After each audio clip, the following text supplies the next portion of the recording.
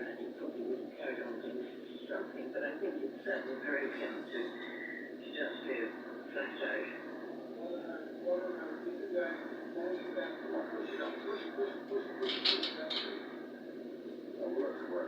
Work, so just to be away from home.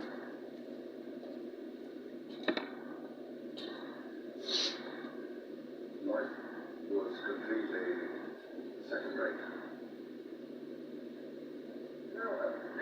Terribly sad last year. Your wife, no. You've been together since we were, well, she was 9, I was 12. But we knew each other about 48 years. Do you think that your drive to keep going even now with Americans and so on, and the future expeditions, has anything to do with the fact that you just want to keep yourself busy? I don't want to think anymore. I don't have time to think. So the more I can do, it's good. Yeah. Keep busy.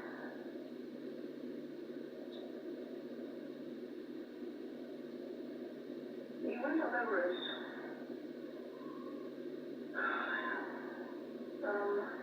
She told me that it was sort of not an easy way out, but if he dropped off a cliff or anything in the snow, it would be an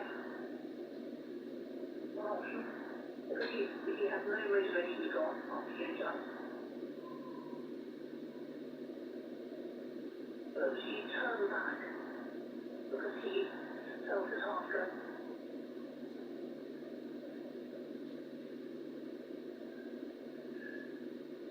That's the most heroic thing I know that he's done, given who he was.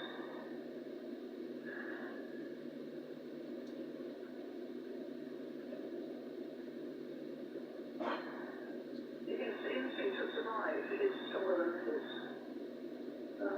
grief.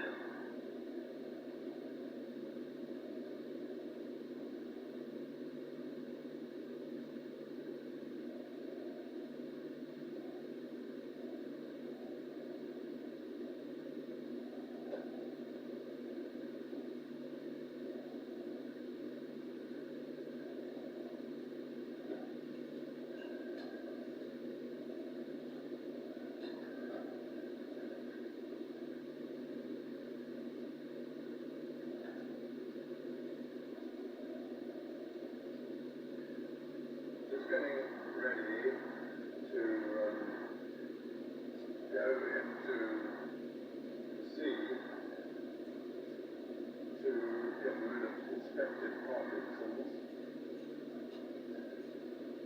I tried what the doctor suggested, and it didn't stop the shaking. Basically, I saw on TV that you can make your own body protein by getting cold. The exact opposite to what I became quite good at, which was staying warm.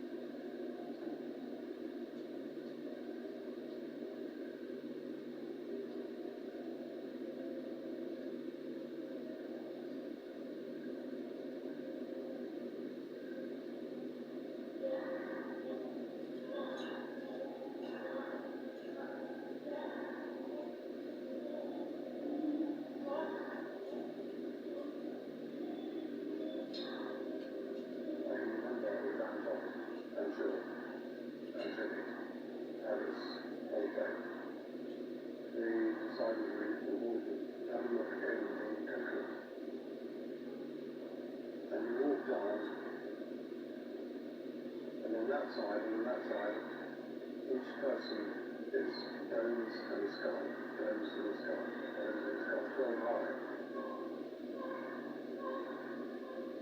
Millions. What's the name of that one? What's the name of that one? Is that one warrior? What do you worry about? It's just happening twice. So expecting to be doing it like on there.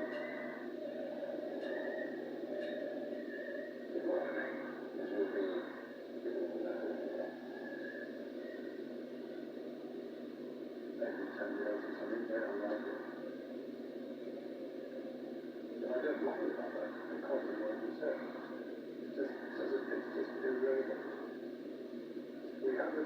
around here, so when it's done, stop.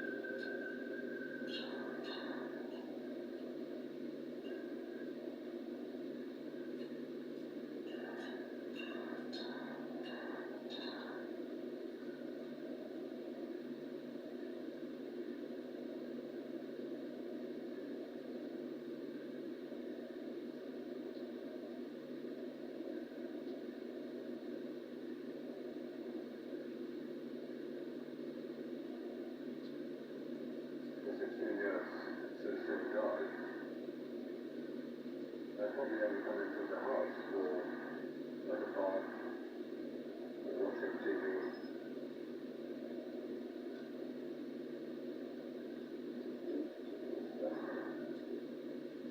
And I started advertising to sell remotes about 3 years ago. This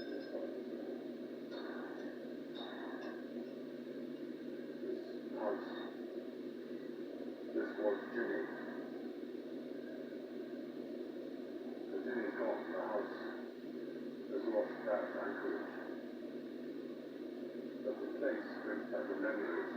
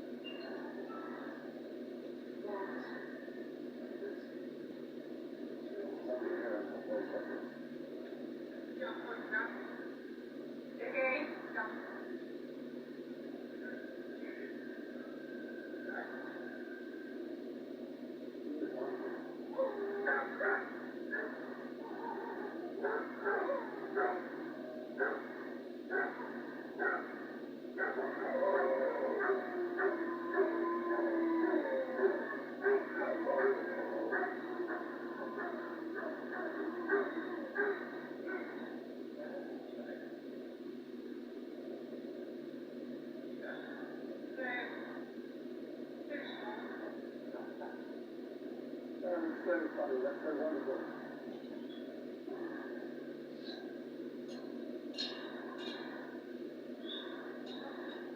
Just amazing how time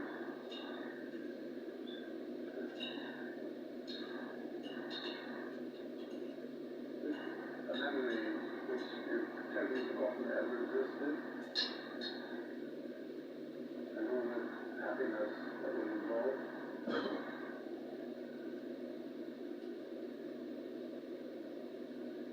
How many other times have I forgotten the word funny?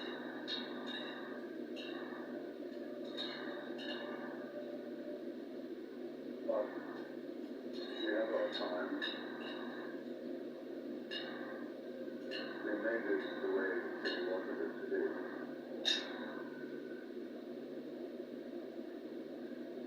And when we withdrew, we then with the Akasia.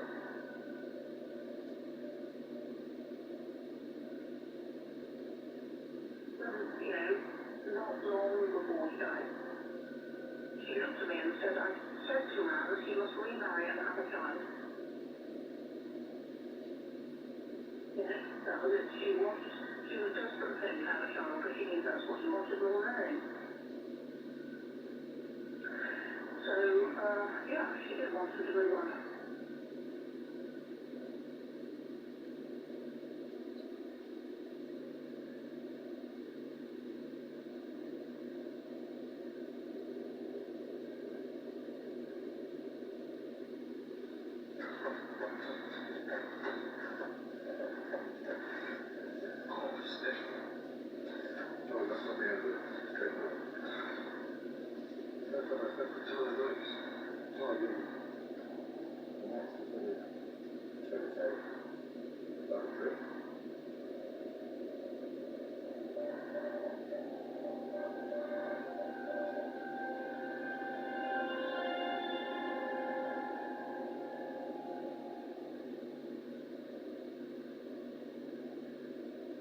2007, when we come to face the idea together, he was realizing that he wasn't the man that he was in his 30s or 40s.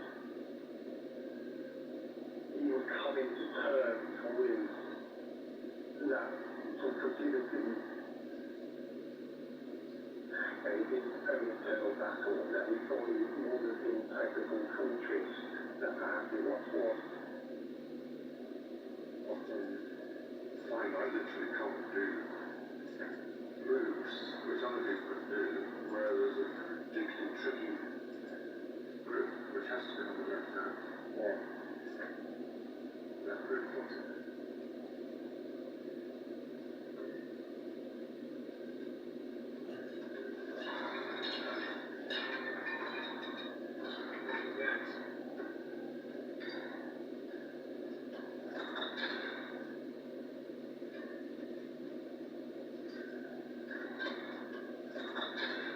Careful. Yeah. Well, cut the right. That will be good.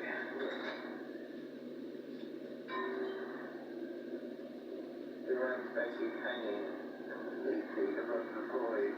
Not likely to get one back, I tell you. What do you reckon to that? Hair raising, I'm afraid. Not my cup of tea at all. Very frightening.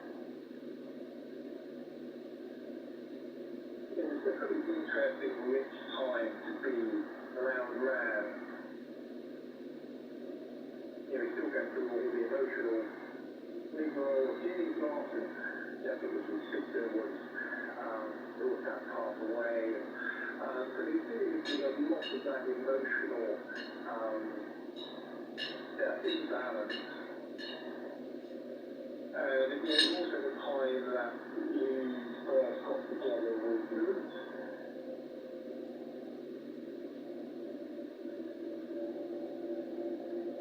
And then to say that he's met somebody and was going to marry them. And I said, you can do what you're happy doing.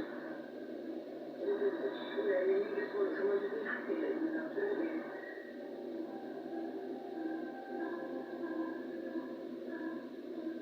One was close to murder, absolutely terrifying me. It's not my idea of something particularly pleasant, after how ill Everest made him, you would have thought that he would have been less inclined to do such things. And for the first time on this expedition, he has a bigger reason than ever before to get back down alive. His 4-month-old daughter, Elizabeth.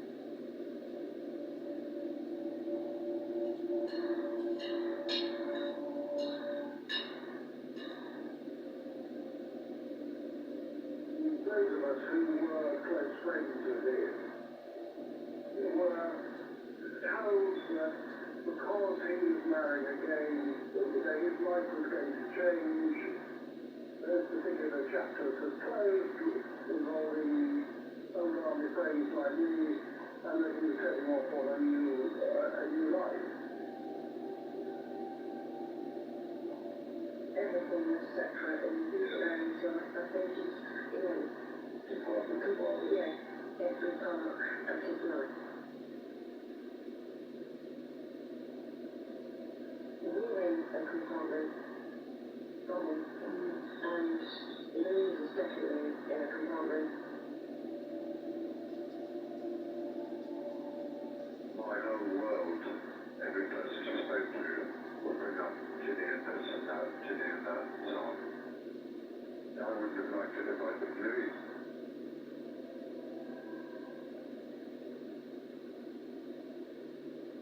I'm careful that I lose the close warmth of my wife because of thinking that, oh dear, he's still living back in those times.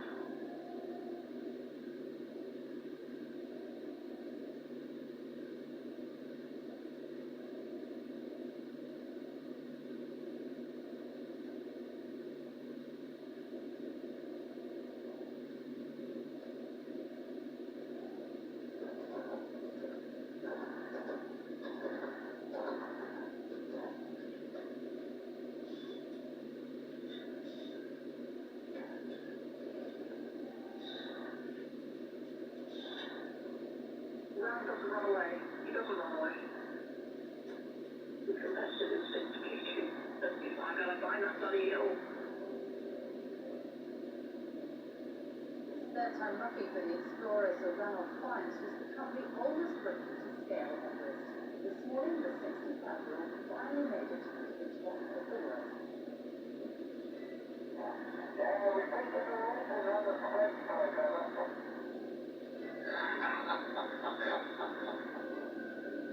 Is that it, or do you have any more mountains that you want to conquer? I'm not going near any more mountains, not even to Mary Curie. I hate them.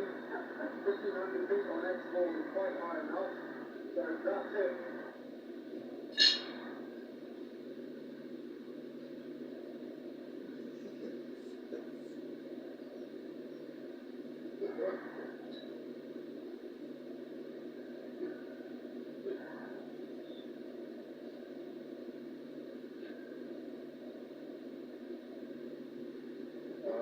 That was when they had the Guinness World Record of Fame in London. The world's greatest musician, Paul McCartney, the world's greatest sports person, Billie Jean King, myself, and lastly that gentleman who was a big truck salesman who had an amazing ability to walk over 100 yards on red hot roads with no shoes on. Scientists try to work it out. That's coffee coming in from the sunlight. That is Charlie Burton, wonderful guy. Actually, base camping Antarctica just before 7 hours.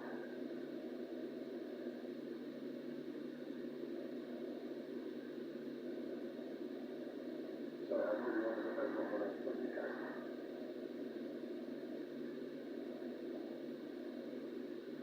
That's last year. That's Elizabeth, who did 13, came on 14, and these, and me looking all trying to look smart. We're a happy family with a board.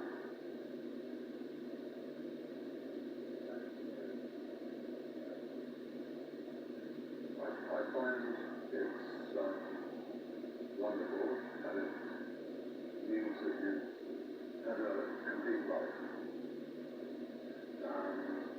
Seeing someone with your love, loving someone you love, is just a great process all the time. So we're having a little more fights. So Elizabeth used to always go to your nose. It was happiness when she managed to get Benny's nose. Besides the bush, the nickname is Mouse, or Totty Mouse. Louisa's nickname is Lolly. I asked her the other day, why do I call you Lolly? She thought because she still couldn't remember, and I can't remember either.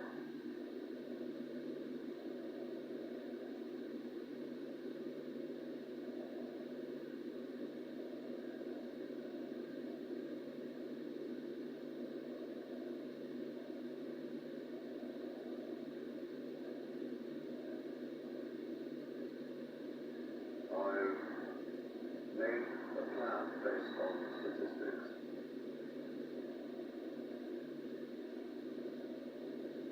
And do what I've always been doing every year, which is to try and quit off until I'm 85.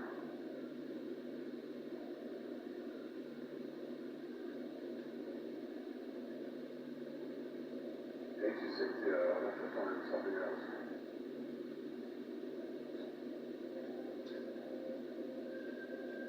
I might try Frederick. I'm not sure if I'd be allowed to drive there.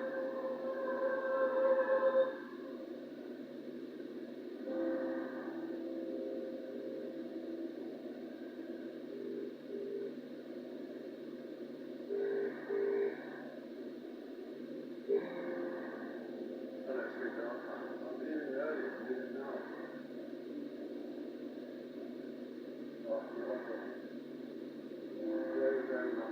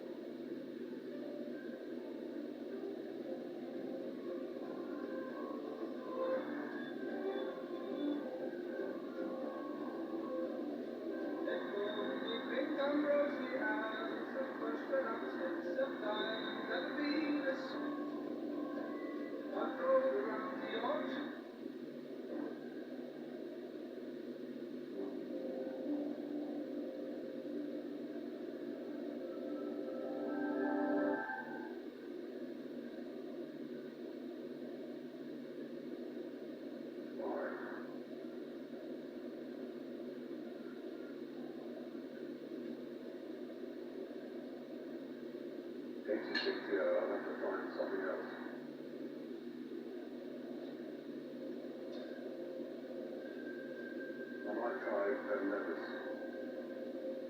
I'm not sure about the love to drive now.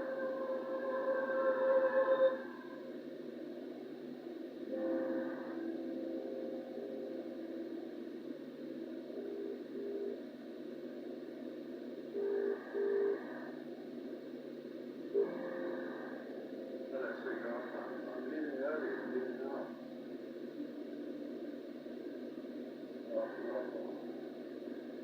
Very, very much love to you. It's nice because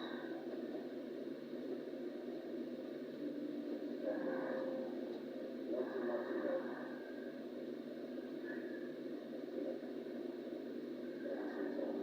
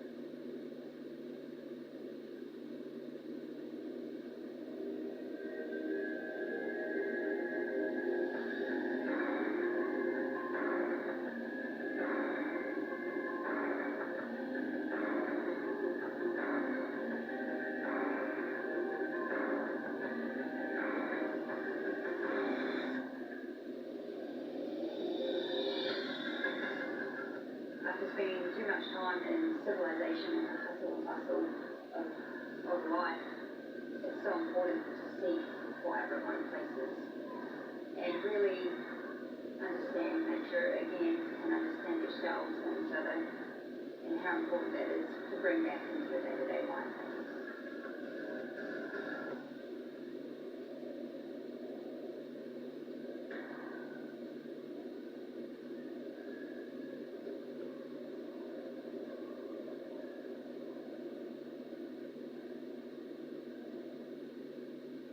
We wanted to be in a place where we could immerse ourselves, to be free of the civilized world that we live in these days.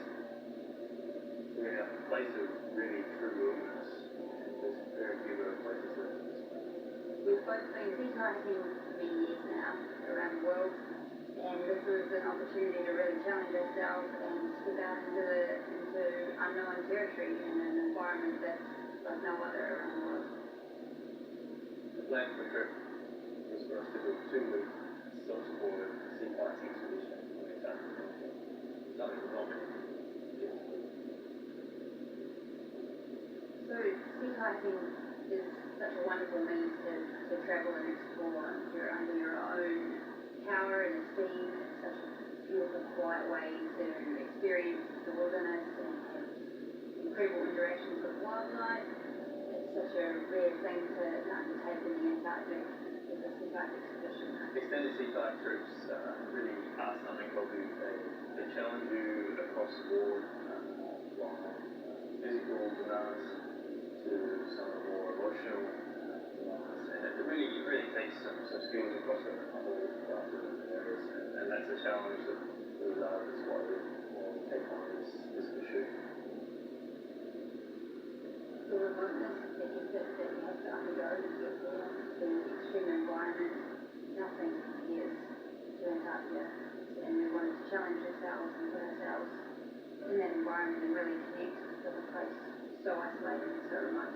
You just don't get this opportunity to take on something that's special to you. It's really, really true.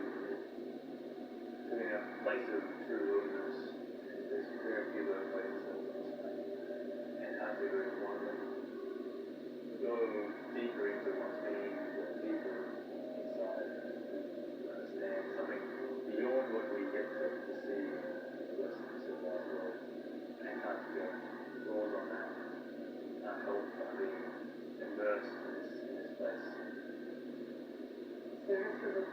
far out their concept to go take on for 2 weeks in Antarctica, and there's a lot that needs to happen to make this dream become a reality. So we set to and spend a lot of time going through paperwork, getting permits, getting equipment, getting ourselves ready for this adventure.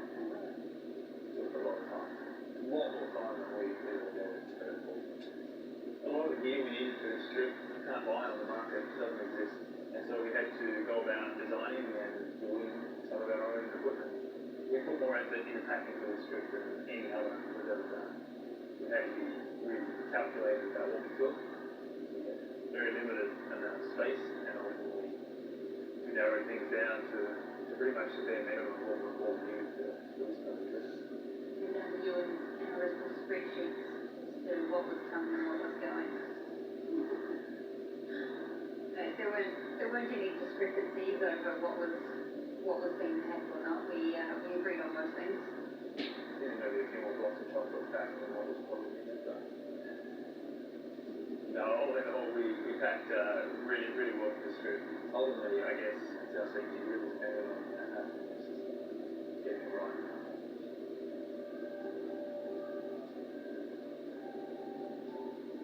So after all of the planning and prep and packing, we then had 6 or more bags, we had 4 or more plane rides, and we got it to Schwanen, the southern tip of Argentina, and onto the vessel that was taking us south. And going through that checking list, there's 2 things missing. The kayaks. So the clock was ticking at this point, and we really had less than an hour until the ship was going to sail to Antarctica. With or without our kayaks. So when we got the call that the truck arrived, honestly within minutes before the gangway was being raised and we were throwing lines, our kayaks came on board.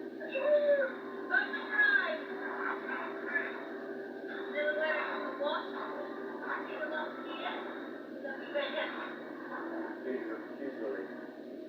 We could go to Antarctica. It's an incredible place we've dreamt of. Start this journey that we've been full of years in paper for us. It was a big moment. It finally happened.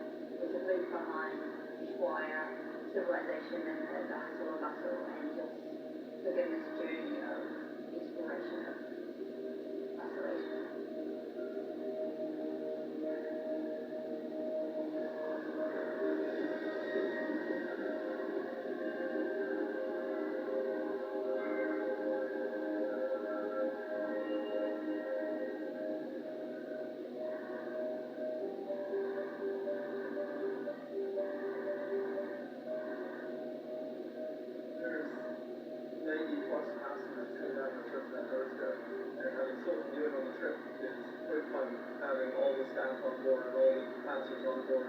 Watching these guys disembark for their voyage and not knowing where they're going to end up.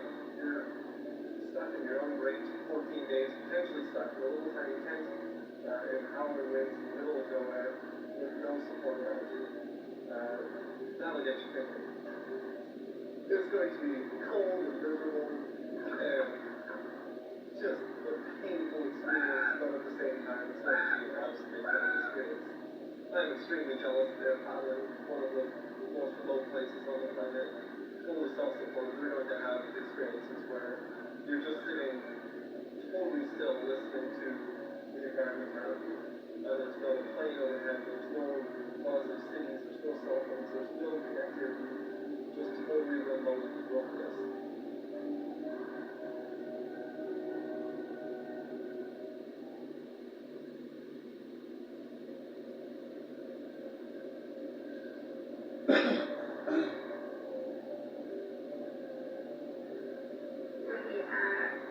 Hours away from Gauteng, and we're just finalising our last bits and pieces. I guess I didn't realise how much of a big deal this was. Last night in bed, we kind of said to each other, like, it is a bit daunting, and it is going to be possibly going to be harder than I imagined. Still in my head, we're just going for a paddle. I think we'll be right. I feel like my nerves are coming from a hike on the ship. And once we get going, once we launch, it was much calmer, it's much easier, I can relax and get into it. The Yeah, I don't know how much more ready would you be. There's so many. There's actually whales out there playing right now. Like, we should be out there. It looks beautiful. It's, just exciting. That's it. Go get him. Go get him, Tanya. Get him on. I don't know what else.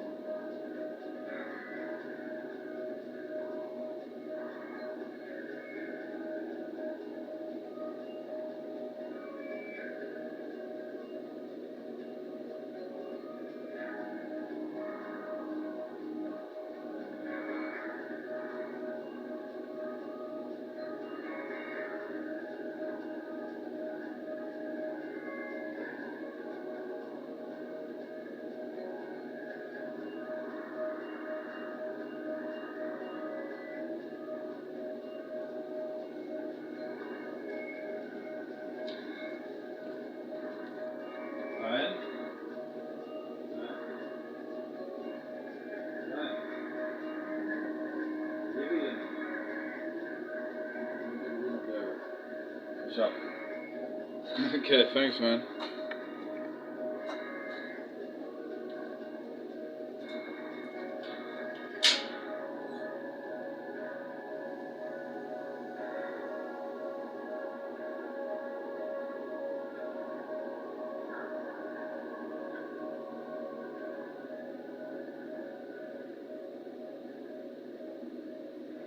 So peaceful, so unexplored, that no one's ever came there before. And we have this whole amazing place to ourselves. Just magic. Absolute magic.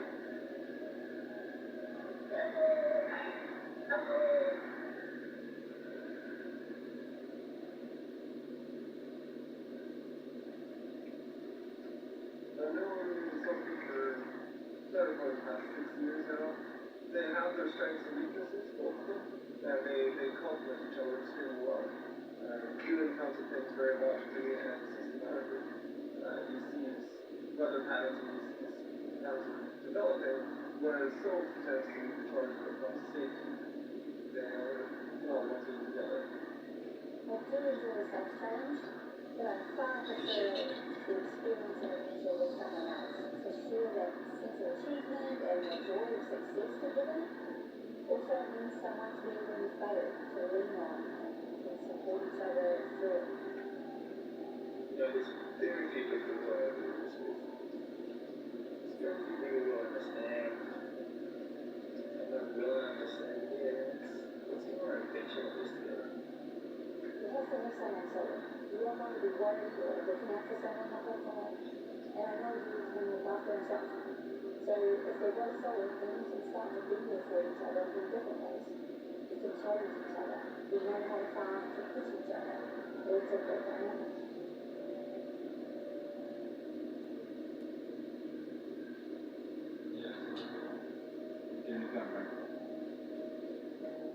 This morning was outrageously awesome. Came across first sleeping Monday. It was lovely, beautiful to watch it doing its own thing, undisturbed, it's just beautiful. Woke and got curious, and came in and checked it out. Holy smoke, that was super. And meanwhile, all that was happening was two minkies swimming by us around it, there was flows of other whales off in the distance. God, it was amazing. It was full on. So then we carried on pedaling, just high as a kite on that. And what do you know, it was lunchtime. Not for us, for the whales. They all congregated out in this channel here. And it was feeding time. Holy cow, holy krill.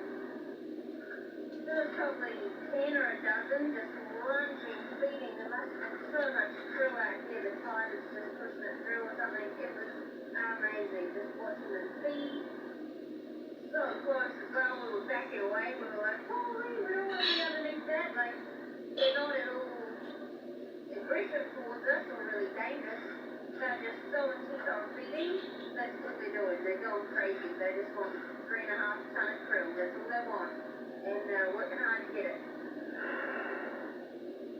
As we saw what Huey's experienced, they're so grateful. They know exactly where they are.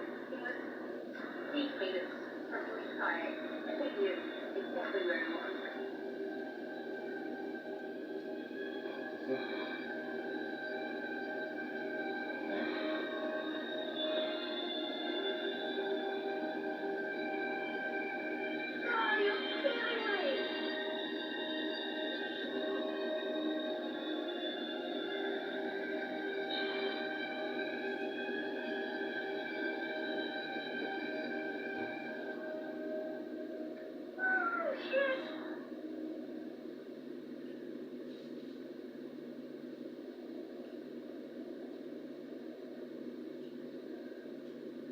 It was just such a magic morning, and it kept going, it kept coming, a wildlife bonanza. It was just so good. Life is good. Life is real good.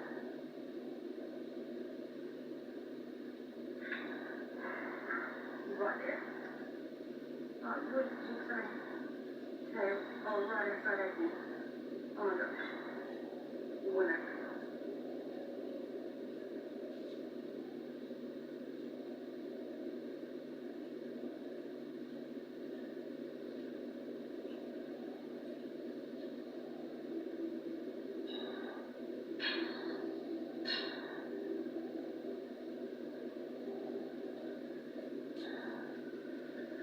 Super sore, body's fine, muscles are hurting. This their shoulders, their arms, their backs, their lower backs.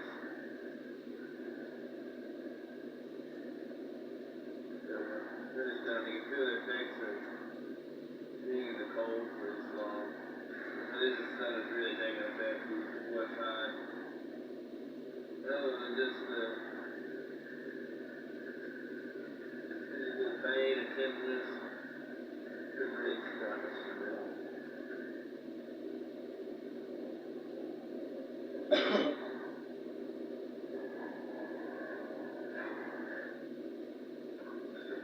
What today?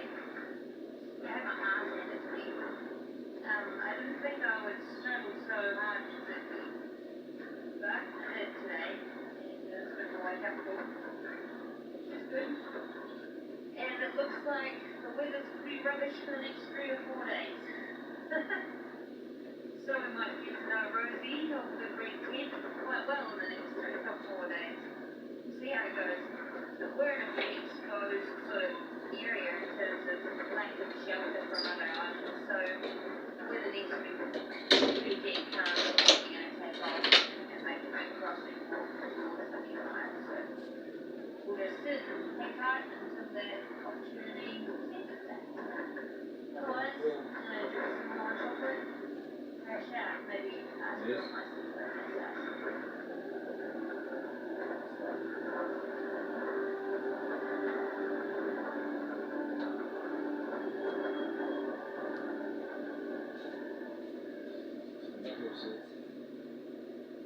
You can get into a lot of different conditions and a lot of different situations. Crash ice, so little small chunks of ice, little dirty bits. That's not a big issue for big ships, whereas paddling their plastic boats is a different story. You're going to be potentially stuck just because of a little bit of ice that they can't punch through. Or if the wind picks up, there's a good chance that can strand them. So they're going to be very hostile region of the world. I see.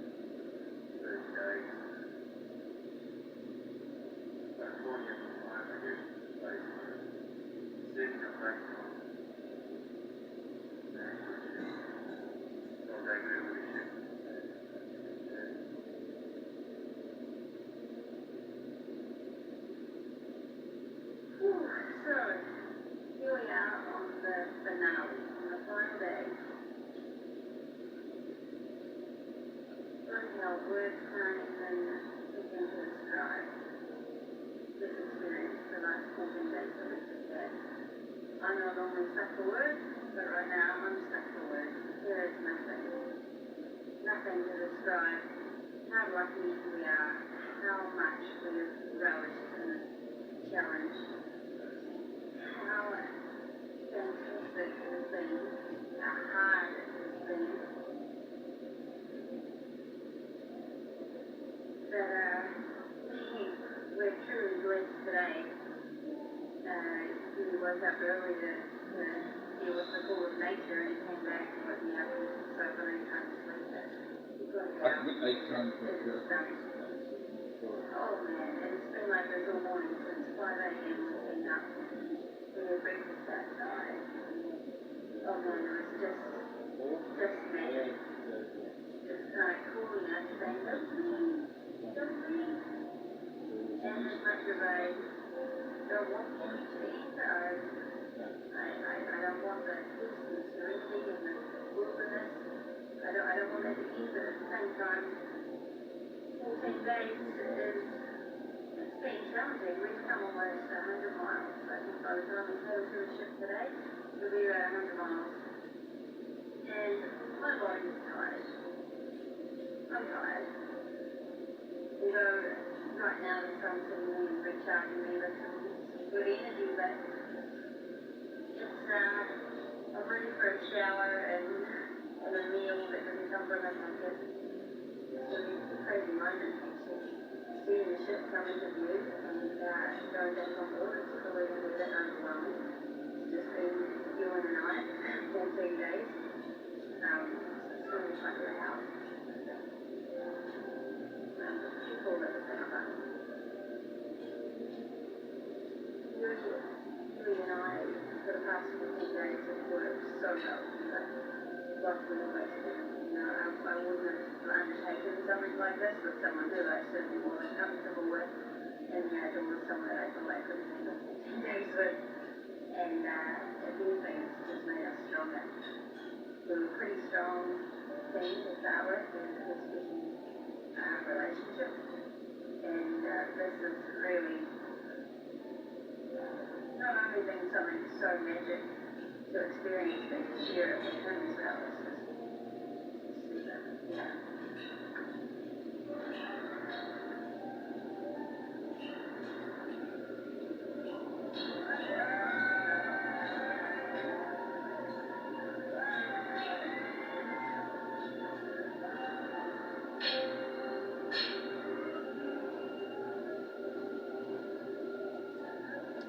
Antarctica is an indescribable place. It's impossible to actually tell people just how phenomenal it is.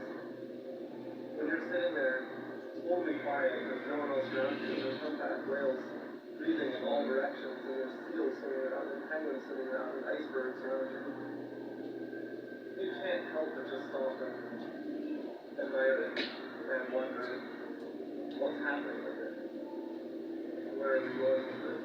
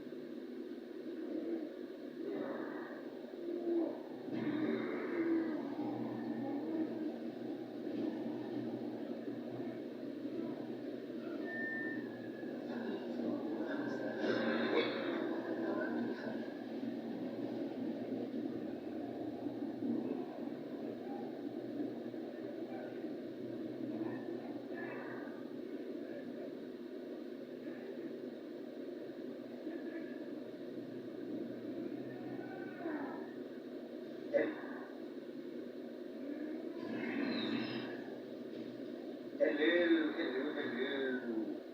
It is a new night. We're here for some.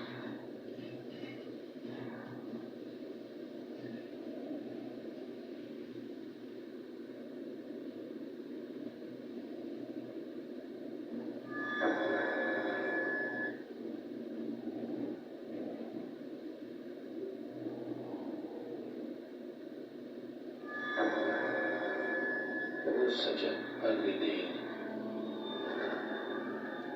I don't believe that she never knew what happened. A brutal killing.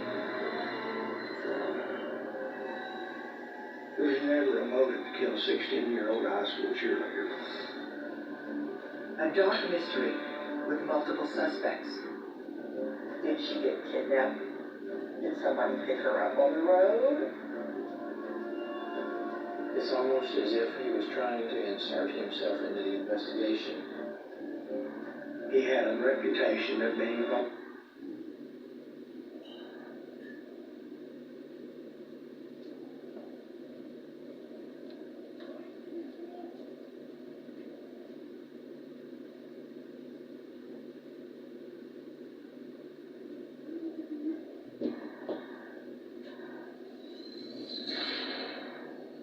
Every day in North America, dozens of people are murdered. The key to solving the toughest of these homicides lies in the final 24 hours of the victim's life. To crack the case, detectives must reconstruct that critical timeline. The minutes and hours containing evidence that can help unlock the mystery and catch the killer.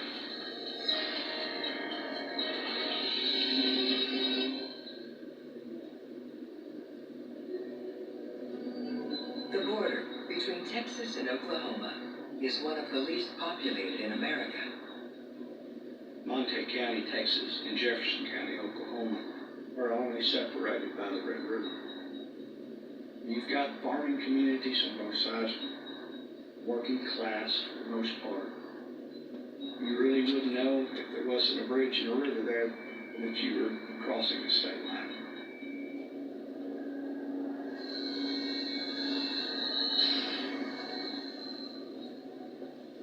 There was a rancher and his granddaughter who were crossing the bridge. And the rancher looked out into those murky waters. And he saw something floating. And he thought that there was a calf that had fallen dead in the river. Then his granddaughter said, "Grandma, I believe that's a body."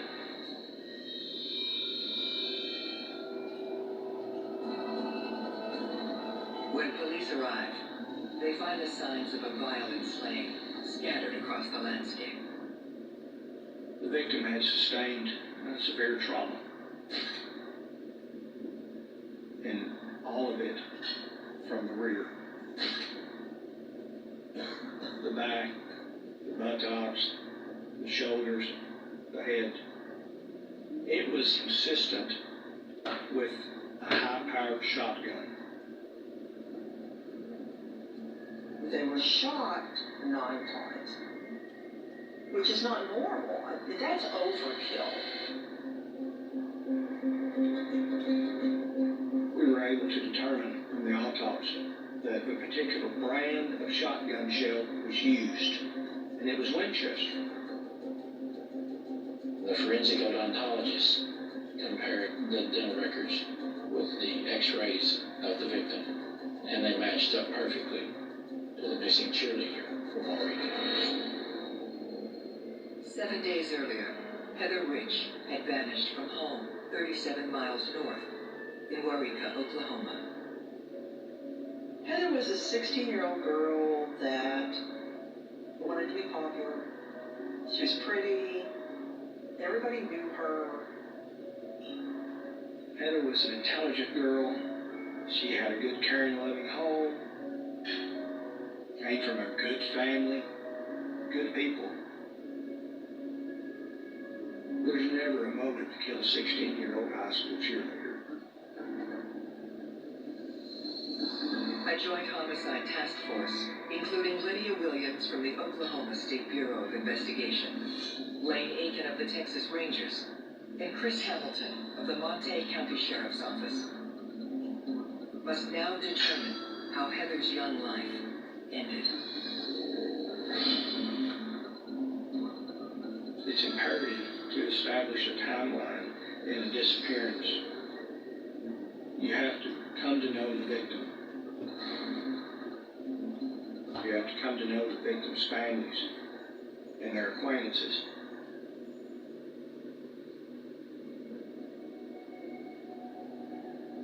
Rico is a small little town. Well, they took a lot of pride in their football team. They took a lot of pride in their kids. Everybody knew everybody else. Everybody knew everybody else's business. It's just a little bitty community that was very close-knit. It was like any other small town. They were not used to experiencing such a horrific murder.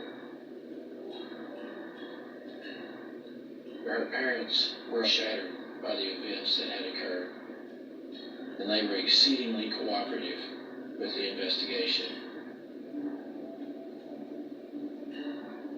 Heatherich was last seen at home on the night of October 2nd. It was a Wednesday night. And based on the evidence that we gained from the medical examiner's office, we believe that Heather had been in the water for about a week. This suggests Heather was killed within hours of when she was last seen that previous Wednesday. The night she disappeared, her mom came in and had a $300 phone bill, and she was not a happy camper. The last word she said to her was, "All you do is cost me money." And she's always regretted that. An hour later, she had already washed her hair. They said it was unusual for her to wash her hair before she went to bed. She normally did that just before she went to school in the mornings. Heather got ready, supposedly ready for bed. Then we believe she snuck out the window.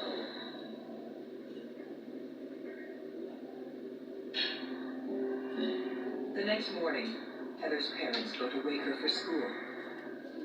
They went into her room. Her bed was made,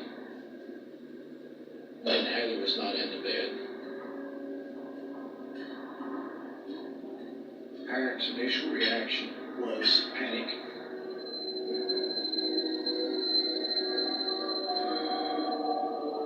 They even said she'd done it before. She'd sneak out and then she'd come back. But that didn't happen. Another family member then recalls an incident that had taken place the previous evening. She'd taken a phone call, and one of her brothers had, his little brother's a big. I think he was kind of snooping in. He heard his sister say, "Oh, isn't that sweet?" Little brother asked Heather, "Who are you talking to?" And she said she was talking to Carl, another cheerleader. We were able to go back and look at the call logs, and it showed that that call had come from a payphone. That was about 10 p.m. that night. Most people are harmed by people they know. So our first thought was that whoever made this phone call was likely involved in the murder. They focus their attention on the woman Heather claimed to have been talking to. Carly and Heather were best of friends. They worked on the cheerleading squad together. And according to Carly's mother, Carly had been grounded. So she did not have the opportunity on the night of October 2nd to have made a phone call from a payphone. When they ask Carly who she thinks Heather was speaking to, she gives them 2 names. Carly knew that Heather's past boyfriend was Randy Wood. And Carly also knew that Heather's current boyfriend was Josh Bagwell.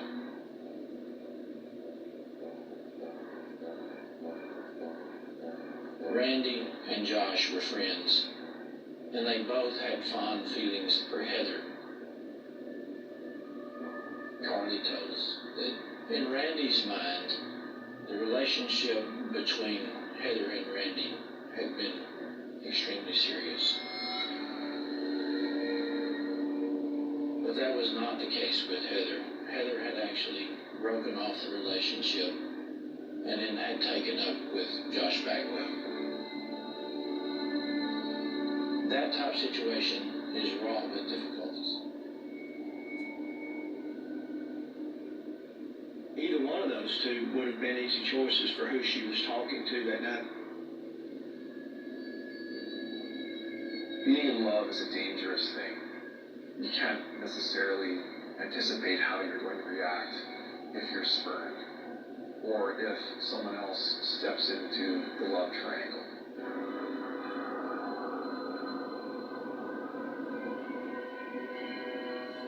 All I knew is she had talked to somebody. He sneaks out the window, and you can't really assume anything after that.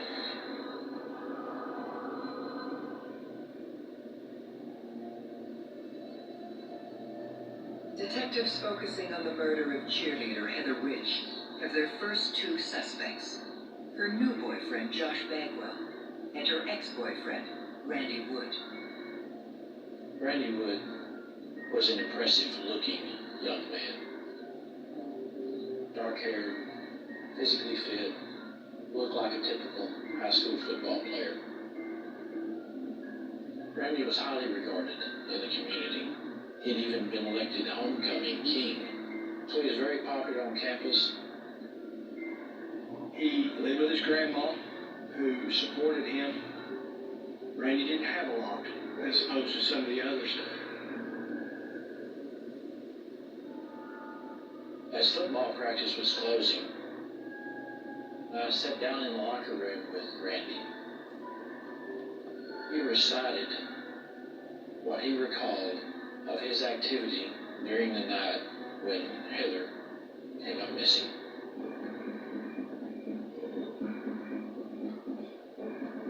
He said he was with Josh Bagwell. There was a travel trailer. We learned that 3 guys were at that party.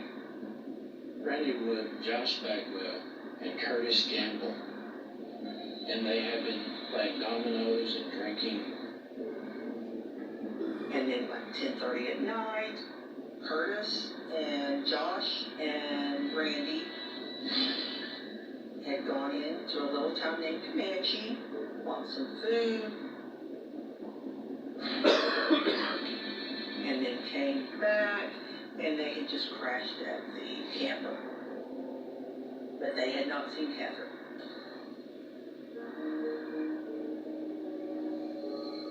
So the next thing we wanted to do was to talk to Josh and Curtis to see what their stories were. They head to the home of Josh Bagwell, Heather's current boyfriend. Josh lived with his grandparents. They were highly regarded, had been anchors of the community. Investigators speak to Josh's grandmother, who owns the trailer. She basically was telling us they had set up camp out in the travel trailer, playing dominoes, perhaps they were drinking a little much, but they were not involved in any nefarious conduct, according to her. What did Josh say? They're all drinking a little, we get some food. Very same story. Their final stop is the 3rd man of the trailer, Curtis Gamble. Curtis Gamble was known around town as the rebel, the one who people like to be around, but at the same time people fear. He'd been through juvenile system before. Curtis tells us, I'm over at Josh's. Haven't seen Heather. There wasn't really anything suspicious.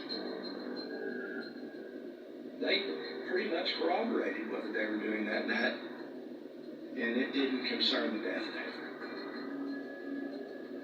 So now we're thinking, is there somebody else out there that we need to go talk to? Because somebody in this town knows something. Investigators returned to Heather's high school for new leads. The professional staff at the school was very cooperative, from the principal superintendents all the way down. The high school athletic director said that he had seen Heather in a pickup going down the street with former high school students. It was in the early morning hours after the disappearance, which obviously is big time as far as the timeline goes. He said he met a vehicle belonging to Jody Freeman and then a passenger, Eric Thompson,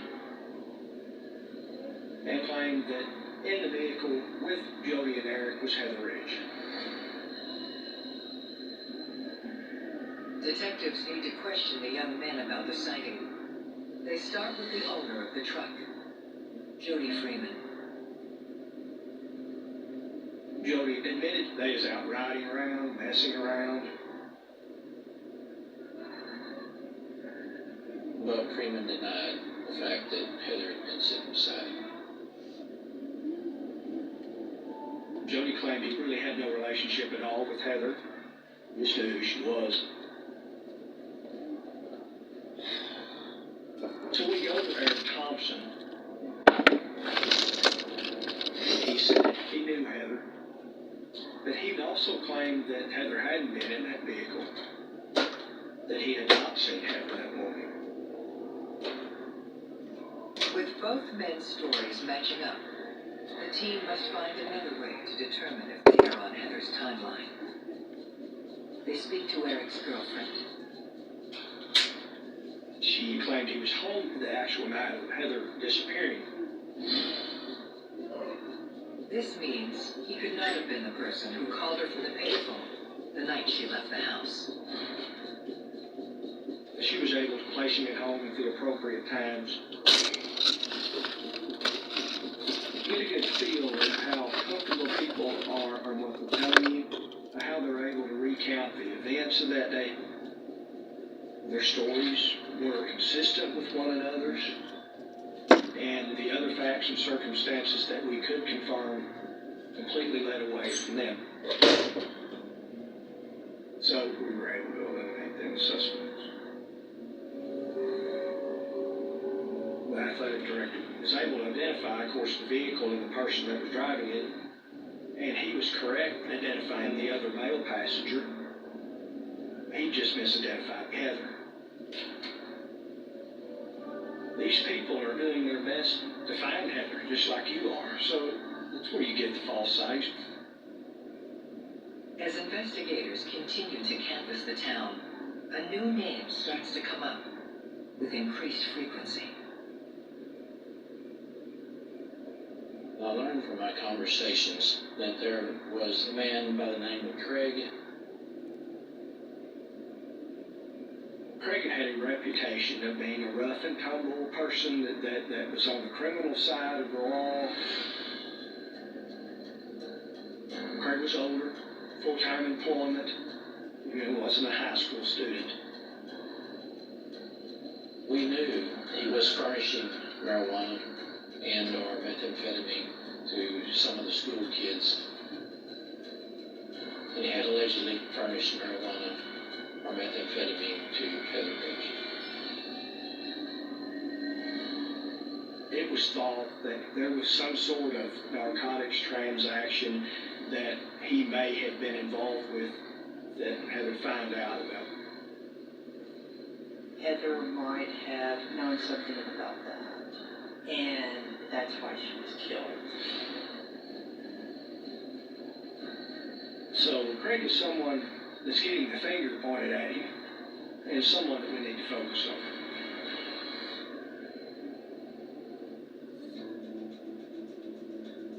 Detectives searching for the killer of Heather Rich have identified a local drug dealer as a suspect in her murder. Methamphetamine's a big problem. Where you know there's drugs involved, there's a very real possibility of fatal consequence. They bring Craig in for questioning. Yes, he knew Heather. He knew her casually.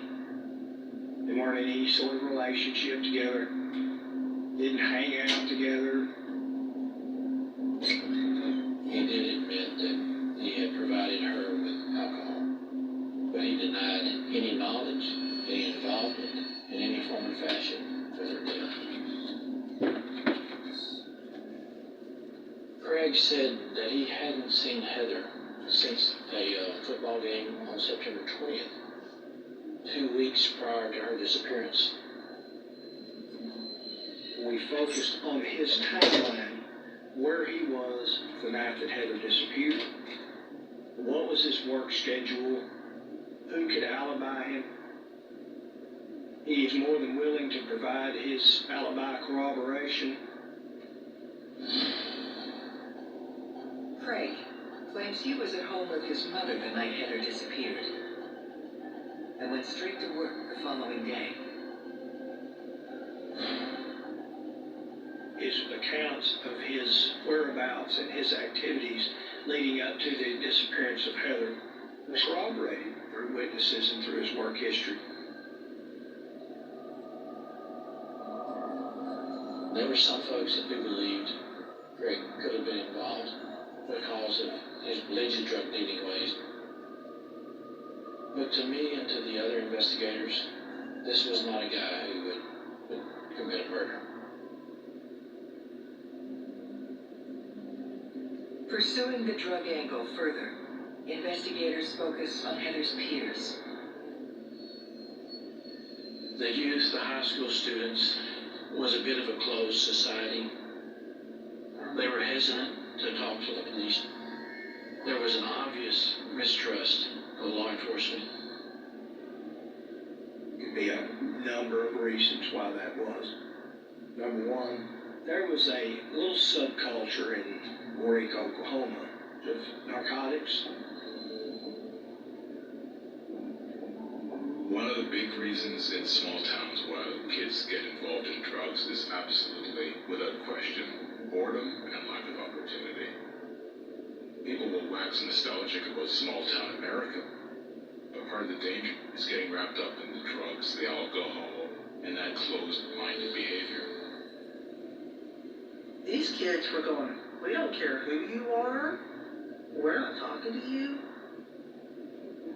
It was the most bizarre thing I'd ever seen. You know those kids talk, they're on the phone. Heather was on the phone constantly. You know those kids know something, but they're not talking. Hoping to break the silence, detectives take a different approach.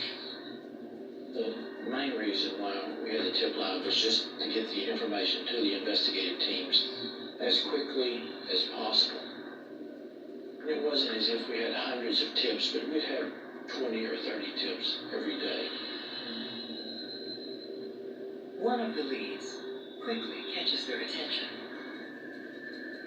A marina employee who was working at a sizable marina on Lake Murray in Oklahoma called us and reported that he had seen Heather on I-35, that they were traveling the same direction, and he saw her in a vehicle as they passed each other.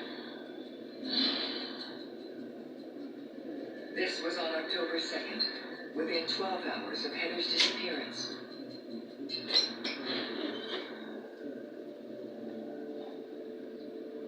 We drove to Lake Murray and met with this young man. The marina employee, Tyler Datton, immediately sets investigators on edge. And in our conversation with this man, he became obviously nervous. and was providing information which to us as investigators seemed to be a bit deceptive. The way he started reacting to my questioning and how nervous he got, my internal lie detection meter started skyrocketing. It's almost as if he was trying to insert himself into the investigation. When a person is overly helpful, you have to take a step back and ask yourself, why? What are they hiding? Why are they giving me all this? Often that's a defensive mechanism. It's just to throw them off the scent mechanism as well. A local marina employee said he had met Heather when Heather's family had opened up a business through the summer at the marina. There was some sort of acquaintanceship there. What that acquaintanceship is, I believe, was very casual from Heather's side and probably a little more of a fixation from the employee's side. Maybe he had envisioned some sort of relationship with the victim that was just a vision and not a reality, and had acted upon that fantasy.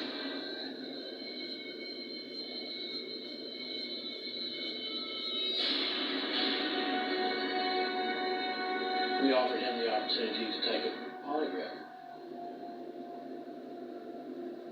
And basically the questions would be, do you know what happened to Heather Ridge? Are you involved in the disappearance or death of Heather Ridge? And he failed the polygraph.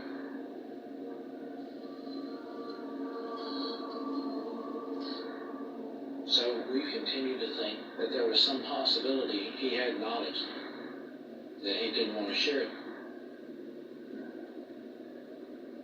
It didn't add up. And you start questioning as to the motives. This person had a connection to Heather that was not normal.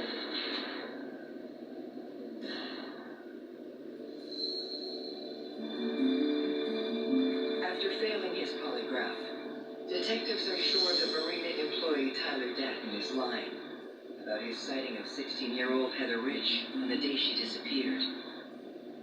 We asked for consent to search his pickup. We went through the pickup looking for fibers, anything at all that might give us evidence or indication there was evidence that Heather Ridge had ever been in that pickup, or that any fibers from that pickup might have been on Heather's body. But we found no evidence there that would connect the Lake Murray witness to Heather. When asked where he was the night she died, Tyler says he spent it at his father's house. We were able to verify that that's accurate. He did not have the opportunity on the night of October 2nd to have made a phone call from a payphone. So we were able to say fairly definitively that this guy did not kill Heather Ridge.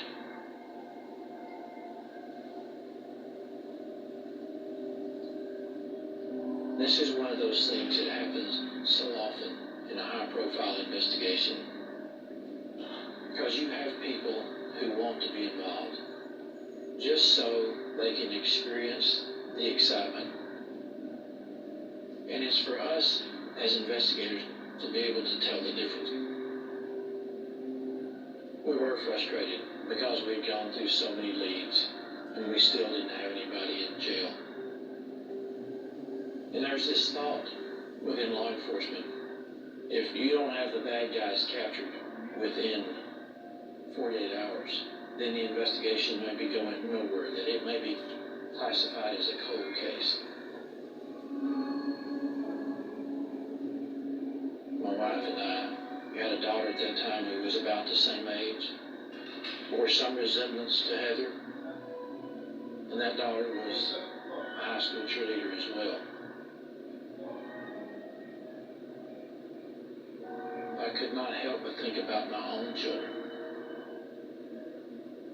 and the problems and the feelings of those parents.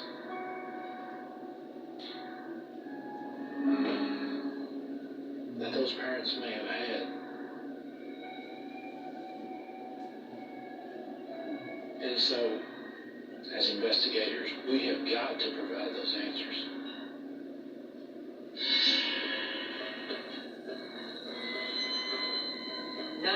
Days after Heather's disappearance, investigators get a break. The owner of the local hardware store called and said, just prior to Heather's disappearance, 2 young men had come in, and that those 2 young men had purchased 4 boxes of shotgun shells. They had actually purchased Winchester double-aught buck, the same brand and type of shotgun shell that was used to cause Heather's death. And they provided us with a receipt showing those 20 rounds of shotgun shells were purchased by Josh Bagwell.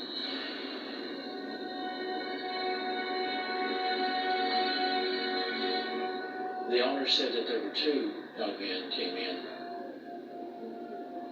We showed the photo array to the owner. She reviewed those and she immediately identified the second person as being Curtis Gamble. So now we've got some pretty substantial leads that is pointing in a direction that we were initially pointed from the very beginning, which was this party that may have occurred at Josh's travel trailer. The party took place during the window of time Heather is believed to have left her house.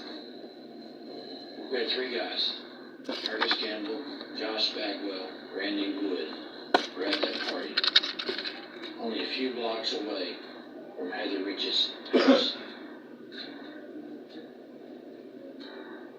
And we'd come to find out Curtis did have a shotgun. And that apparently was pretty proud of it. So we started looking at Curtis Gamble. We spoke with Curtis's grandmother, where Curtis was living at the time.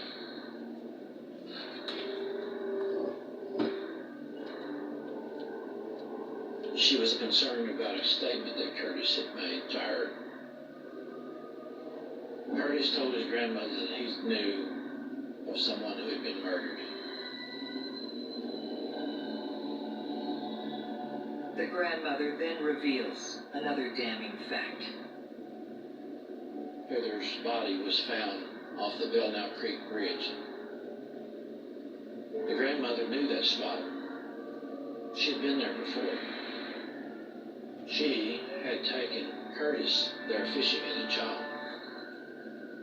So we're beginning to connect the dots. And that he has a shotgun. He bought the shotgun shells. He knows where the murder scene is. At this point, the investigation is closing in a particular area. It's closing in very quickly.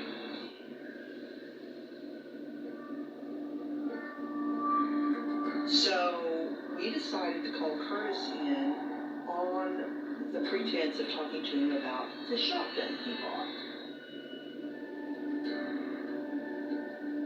I introduced myself to Curtis and I started our interview. He denied any knowledge of Heather Rich's death. I asked him what kind of shotgun he had. There was one of the shotguns that we knew that could shoot 9 rounds without being reloaded. They press him about the shells he purchased with Josh Bagwell. Curtis had claimed that the shotgun shells that they had purchased, that he was just using that for sporting reasons, shooting frogs, target practice. He said he could take us to those shotgun shells He knew exactly where they were.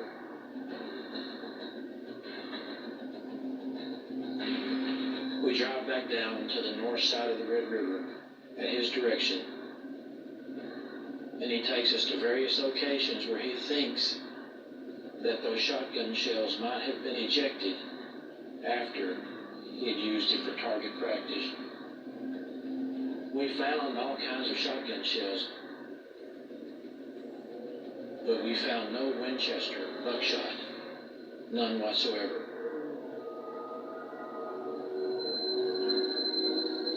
But at that point, I believe, he realized that we had so much evidence that he could probably never get out of it. We get back in the car, and I turn to Curtis and ask him, "Are you aware of what happened to Heather Ridge?"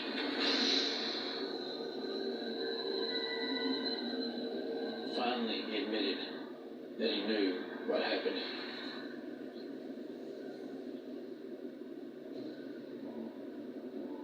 Detectives believe they have finally broken through to their lead suspect in the murder of Heather Ridge, Curtis Gamble.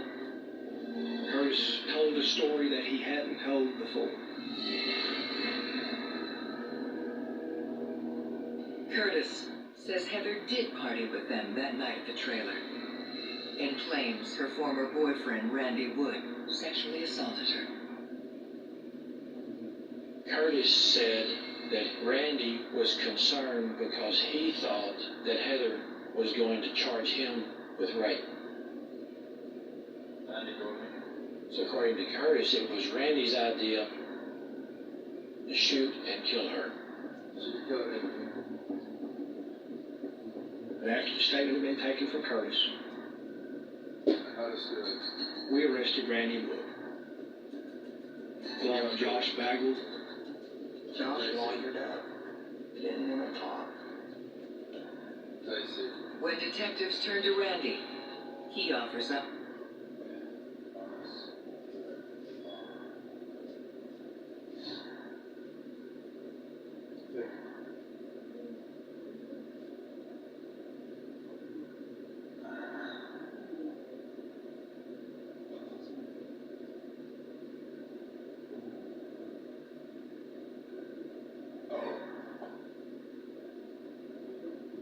They're fishing at a job.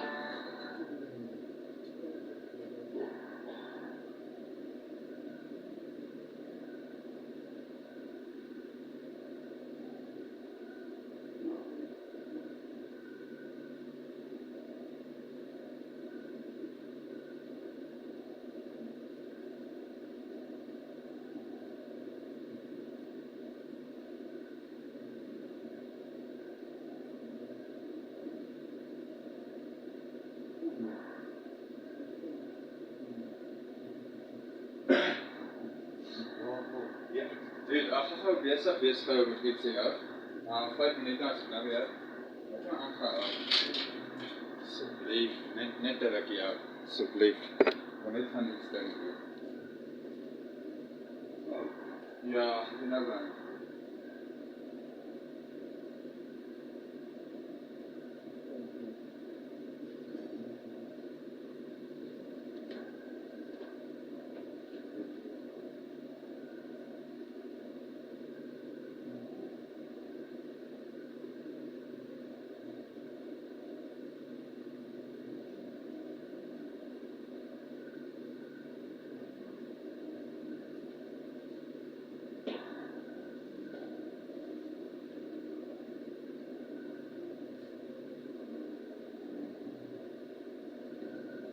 So we're beginning to connect the dots.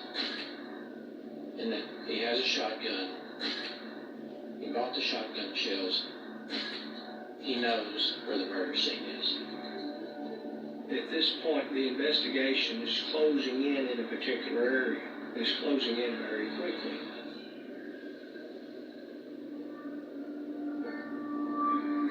So we decided to call Curtis in on the pretense of talking to him about the shotgun he bought. I introduced myself to Curtis when I started our interview. he denied any knowledge of Heather Rich's death. I asked him what kind of shotgun he had. It was one of the shotguns that we knew that could shoot 9 rounds without being reloaded. They pressed him about the shells he purchased with Josh Bagwell. Curtis had claimed that the shotgun shells that they had purchased, that he was just using that for sporting reasons, shooting frogs, target practice. He said he could take us to those shotgun shells. He knew exactly where they were.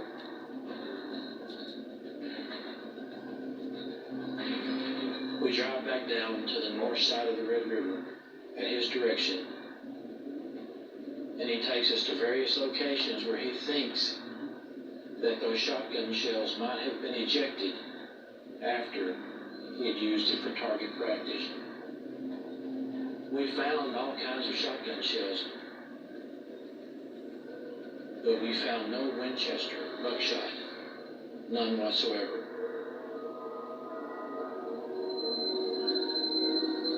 At that point, I believe, he realized that we had so much evidence that he could probably never get out of it. We get back in the car, and I turn to Curtis and ask him, "Are you aware of what happened to Heather Rich?"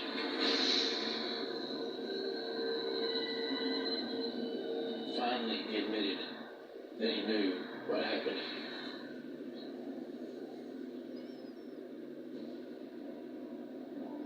Detectives believe they have finally broken through to their lead suspect in the murder of Heather Rich, Curtis Gamble. Curtis told a story that he hadn't told before.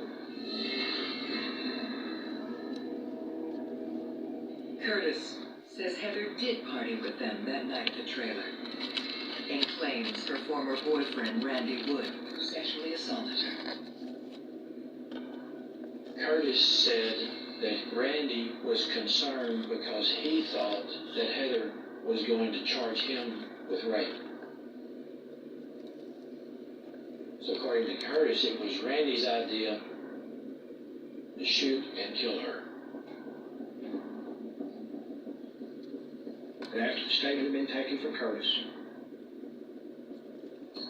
we arrested Randy Wood, along with Josh Bagwell.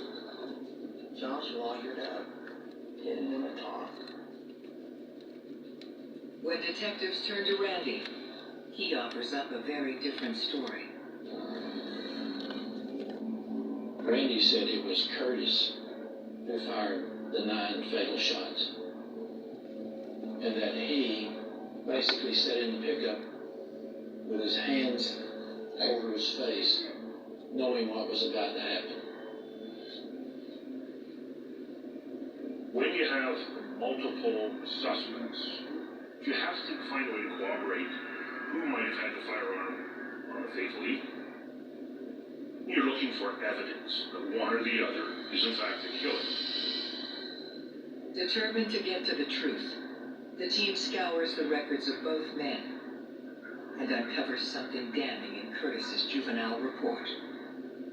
Curtis had said prior to this event that he had fantasized about raping and killing a girl. It had been Curtis's dream all along to commit a murder such as this. After what we know about him and the physical evidence that we've already gathered, we believed Curtis was the person responsible. Using the reconstructed timeline, the team believes they have enough to prove that Curtis Gamble was the ringleader in the brutal slaying of 16-year-old Heather Rich.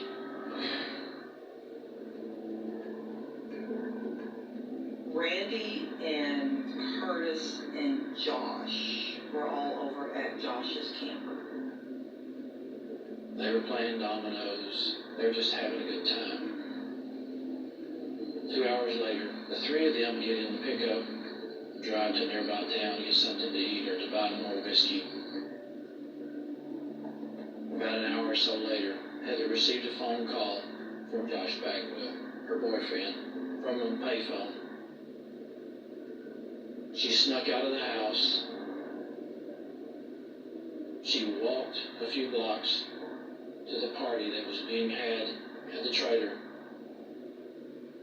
Later on, she was alone in that trailer with Josh, while Randy and Curtis drove around up and down Main Street. And then when they came back about 2 hours later, she was intoxicated to the point that she had passed out. And in that intoxicated state, I believe that both Randy and Curtis either did or attempted to have forced sexual relations with her. She remained passed out. They dressed her, put her in the back seat of that pickup. Curtis drove around the north side of the Red River to the Belknap Creek Bridge.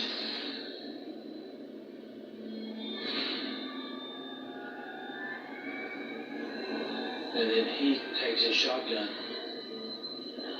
and loads it up all the way.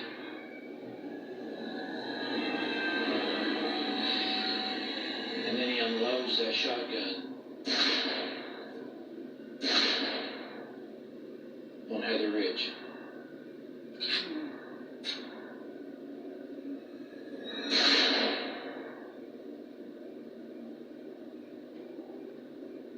I want to believe that she never knew what happened when she was shot that 9 times and her body dumped into the creek. I firmly believe it was Curtis Gamble, but the other two willingly participated in taking her from that travel trailer, putting her in the back of that pickup, driving her to Texas where they put her out on the bridge.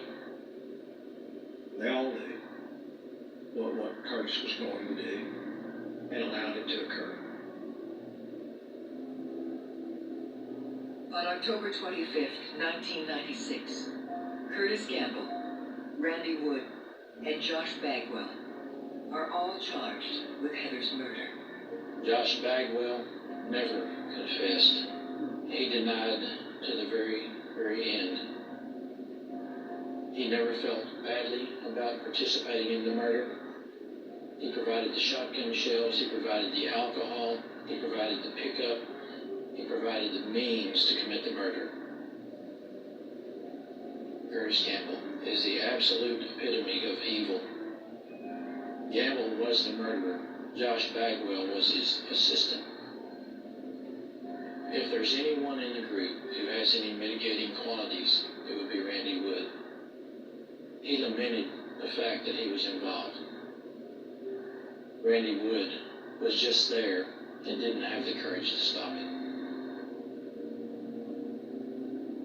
After lengthy trials, all 3 are found guilty and sentenced to life. For you to take this girl's life and affect their parents, affect their family, affect their community, affect your own future, affect your own life, that's beyond me. I don't understand. What I have peace over is these 3 won't be killing them. Our job is to seek justice in every avenue.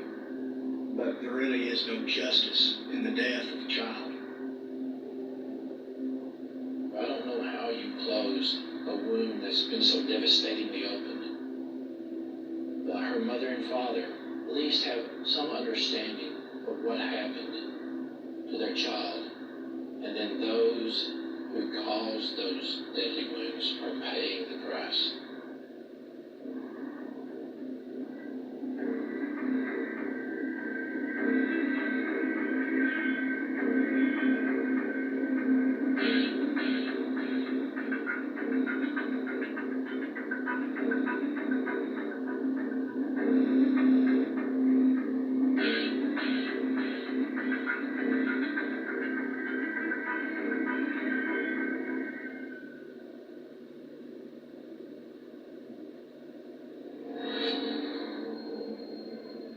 People shot in the head, execution style.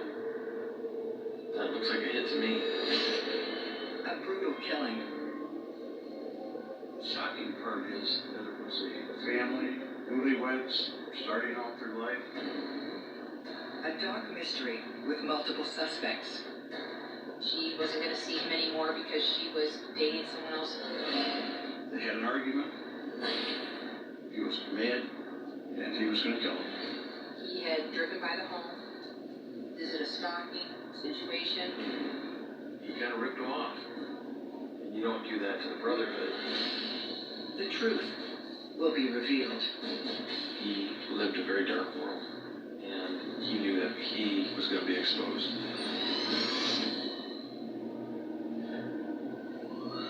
Every day in North America, dozens of people are murdered. The key to solving the toughest of these homicides lies in the final 24 hours of the victim's life. To crack the case, detectives must reconstruct that critical timeline. The minutes and hours containing evidence that can help unlock the mystery and catch the killer.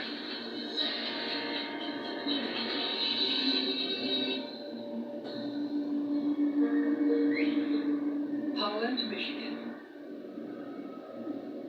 One of the Midwest's oldest and prettiest towns. It's kind of originally a Dutch community that was formed many, many years ago. It's a small community. It's very common for you. Leave your doors unlocked, leave your keys in your car. Just a good place, nice place to live. But a double homicide changes that in an instant.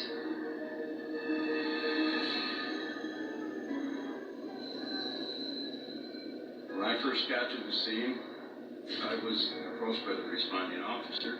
He informed me that there was a female victim in the house, and that there was another victim in an automobile outside of the house.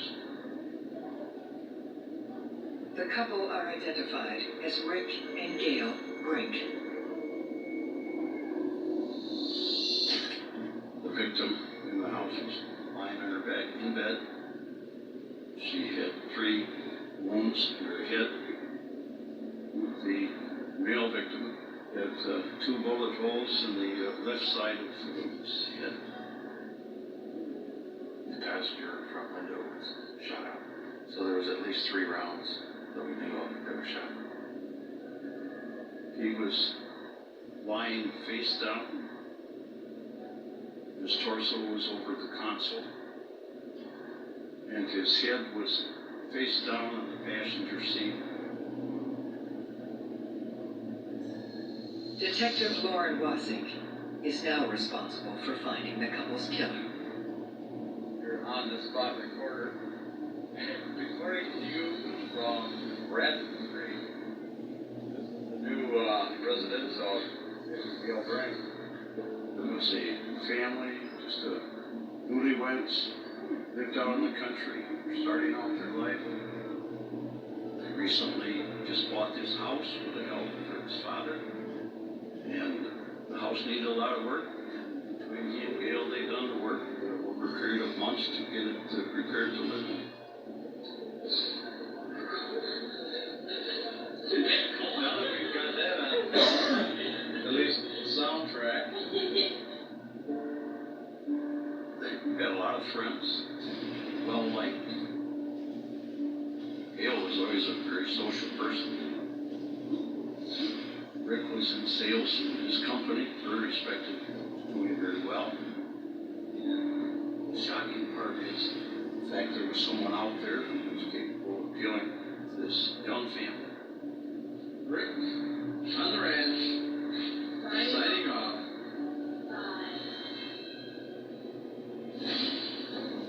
The key to solving their murder will be in unpacking every detail of the last day of their lives. Whenever you're doing any type of investigation, it's just kind of basic that you do get a timeline where your victims were prior to their homicide. The first indication that particular morning that there may have been a problem was when Rick didn't show up for work.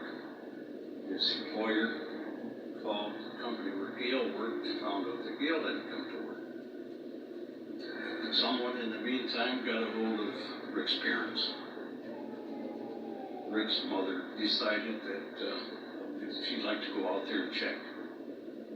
So the bodies were discovered by Rick's parents. Based on the medical examiner, the stomach contents gives us a pretty good idea that they were probably killed between Saturday night late and early Sunday morning. Detectives examine the crime scene to determine the events leading up to the murder. Rick was dressed in his dress slacks. I believe he had on suspenders, a belt, and a shirt. And then he had on his work galoshes that he appears to have kind of slid on. It appeared as though Rick might have been drinking a beer, watching TV. At some point, something caused him to put his boots on and his coat on and to go out to the vehicle. But the ignition was off, the window was rolled 3/4 down, cold weather, why is his window open? Was Rick on his way someplace? And did he then encounter someone? At that time, we didn't know. We checked for casings inside and outside of the house. None were found. So either the suspect cleaned up the shell casings, or it was a revolver and they remained within the gun. After autopsies, it was confirmed that it were .22 caliber rounds. Gail's dress was basically dropped along the floor next to the bed. So it would have appeared that she would have basically disrobed and crawled right in bed. Contents of Gail's purse were emptied out. Rick's wallet was lying there open. There was $400 and some in the drawer, so we don't feel robbery was an issue at all. That to me says it was somebody who knew the victim. From there on, it was from the inner circle and going out, talking to family members and seeing what they knew. As police continue to work the scene, Gail's brother, Ryan Wingarden, arrives. Ryan and his sister always seemed to have gotten along well. He was obviously somewhat distraught over what had happened. Ryan indicated that he was with his girlfriend Pam all weekend. Ryan said they didn't see Rick and Gail, and they didn't find out that they were dead until Monday morning. Ryan is, however, quick to tell detectives about a turbulent relationship from Gail's past. Ryan told us about Gail's ex-boyfriend. Lars was quite a serious boyfriend. In fact, they lived together for a length of time and were planning on getting married. Well, that fell apart when Gail met Rick. Ryan tells detectives when they parted ways, things turned violent. Lars had packed up Gail's belongings, knowing she was going to come to pick him up. They got into a confrontation about what she was taking, and he slapped Gail. Gail's brother Ryan went after him. And, he backed off right away. Jealousy can be a very powerful, potent emotion that drives people to do irrational things and violent things. Ryan then adds something that potentially puts Lars directly on the timeline of the murder. Ryan had told us that he thought that Lars had been a laundromat on Saturday evening before this killing. Lars asked What's up, bro? Get score. Lars said he was going to the bar. It's called Calypso's. It's the same bar where Rick and Gail went after attending a wedding earlier in the day. So then you think, if they would have gone to Calypso's, they would have seen Gail's ex-boyfriend.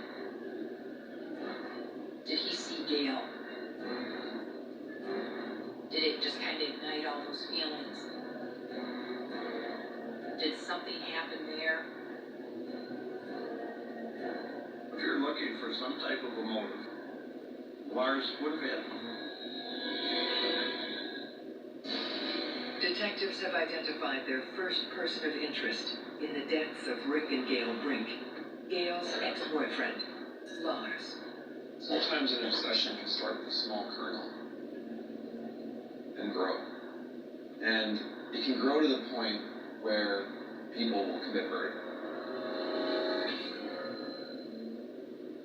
We interviewed Lars. I asked him how he felt about Gail and about Rick. He said he would be happy if Rick and Gail split up because he still loved her. At one point he admitted that he had driven by the home just because, he was really infatuated with her. He indicated to me that he still had a wedding picture of Rick and Gail and his belongings. Police shift their focus to his whereabouts on the night of the murder. He admitted that he had gone with a friend to Calypso's, where the wedding party went after the reception. Lars said he actually recalled seeing some people come in from a wedding, but that he did not even know that Gail was at that wedding. Then he had actually, after that, gone home and was there for the night. He said he might have got back at midnight. Detectives must determine if Lars is telling the truth. We started interviewing those people that were present at the wedding, trying to gain any information we could get, whether there's difficulties between the two of them. Gail was not a big drinker, and I think she had some champagne and got a little tipsy. When you start adding alcohol to any incident, sometimes, either people are going to be happy drunks or they're not going to be. But there was no fight that broke out. And everybody said Rick was just kind of, good old Rick. Come on, I'm going to take my wife home. And talking to persons with Rick and Gail, they thought they left between 10:30 and 11:30 at night. And that was the last they were seen. This lines up with Lars' version of events, but doesn't rule out the possibility he went to their house later that night. We polygraphed him. Lars was more than willing to take a polygraph. Passed without any problem. Looking at the whole scope of it, polygraph, his demeanor, his feelings towards Gail, I'm convinced he would have never hurt Gail, even though he slapped her. People can wrong you. You don't go kill them. I felt in my mind that Lars was not involved and we should go on to some other place. And by that time there was tips coming in, many calls about the person who lived there prior to Rick and Gail Brink. Sid Colby lived there with his girlfriend, and they were about to lose the home, so they sold it. He was a road knight, which is a biker gang that was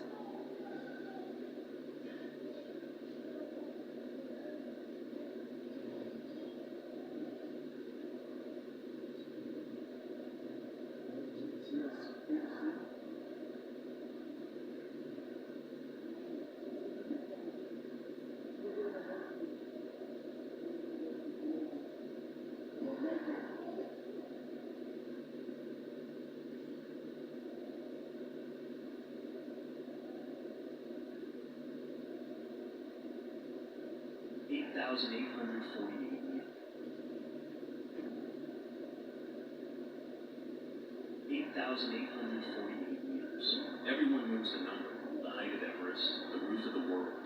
Every year, hundreds of people set off toward this giant, dreaming of standing on the planet's highest point.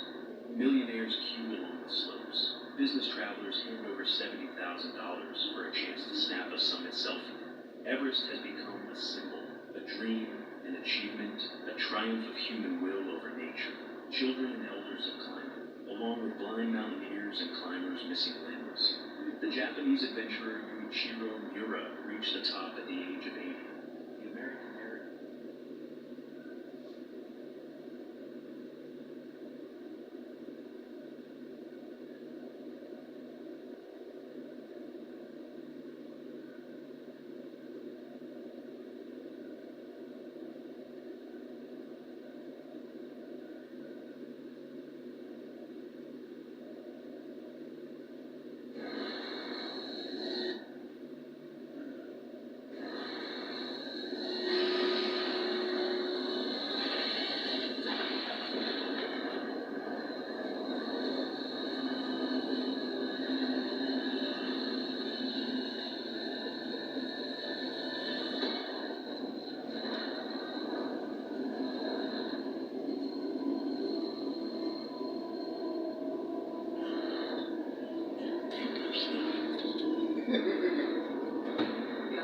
Kitty. I'm telling you, Mary, it's not the same.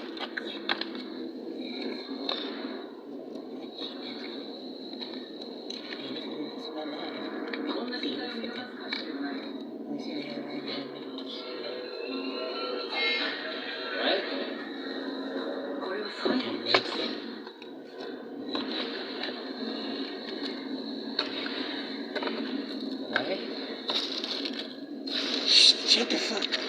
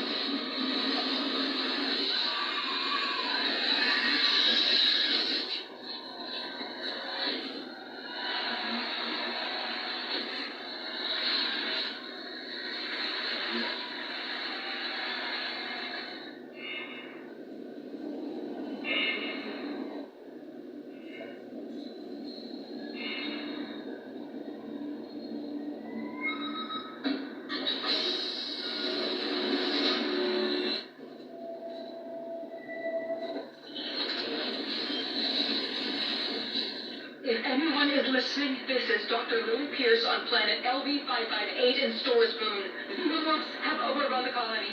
I repeat, overrun the colony. We're running out of air and people are dying. Suddenly...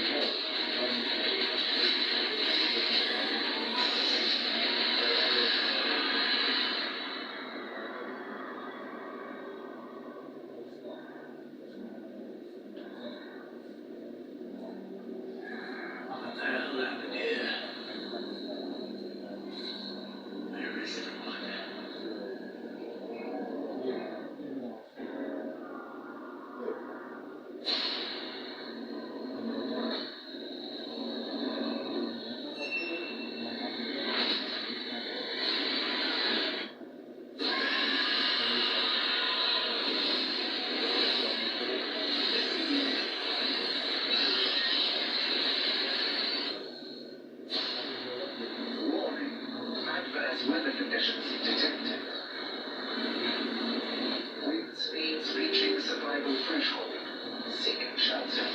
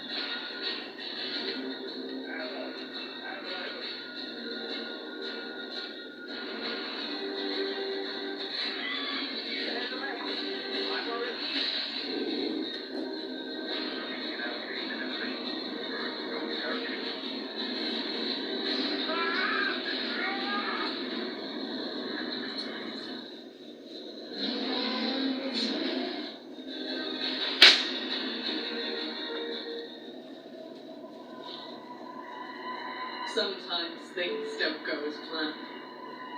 And sometimes...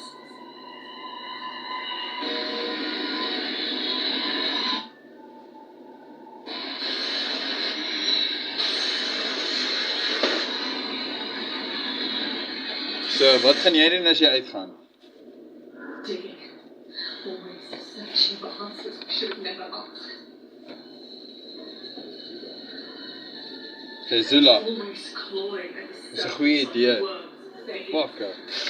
Jy kontrakking gaan nou inspring. Dis like Push what we don't know. fucking nog iets. Jy gaan net eers kan inhou dadelik. Jy gaan nou begin aantrek soos fucking lewe op self. So.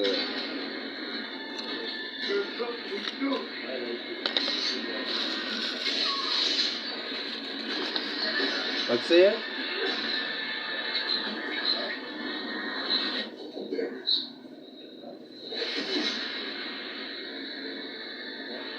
All we wanted was to start over. Leaving our family, our friends behind.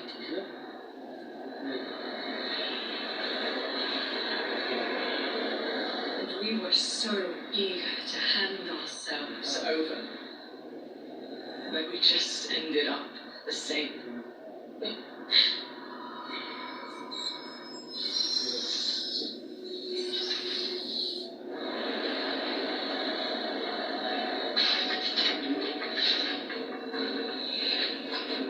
What's been going on down here?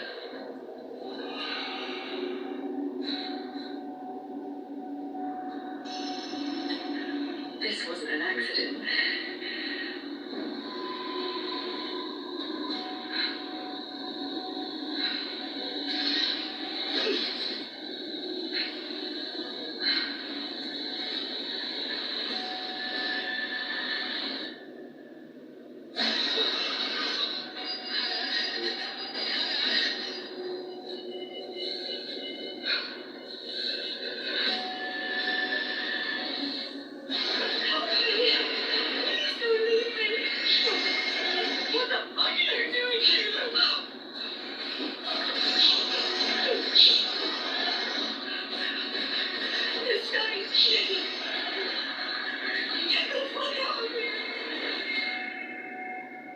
All this to start a new life.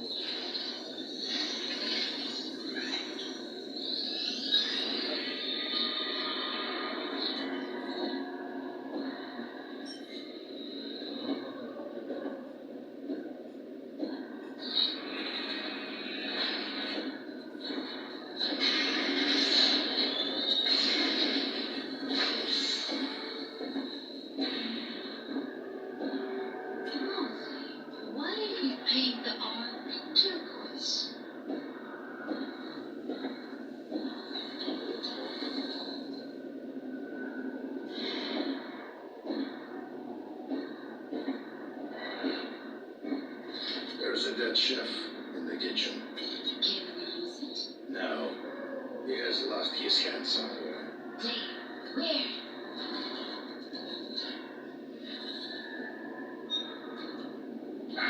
He cooked it with vegetables. I don't know, Ellen. There's no hand.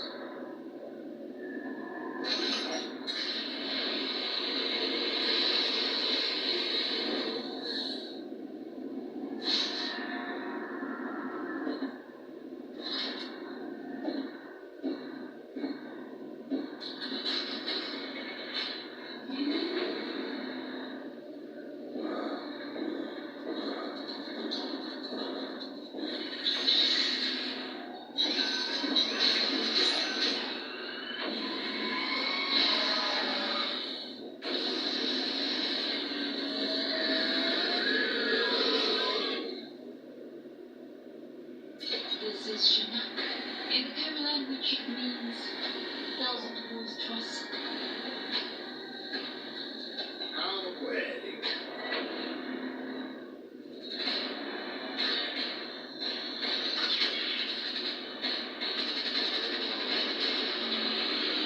The raid was never abandoned. It simply learned to survive without its creator. Something's making my skin crawl. Each ascent is a negotiation.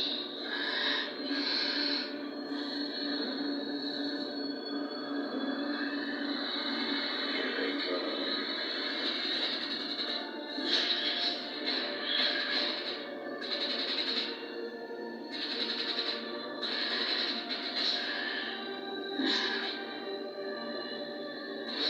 Truly for salvage in fragments of volatile energy.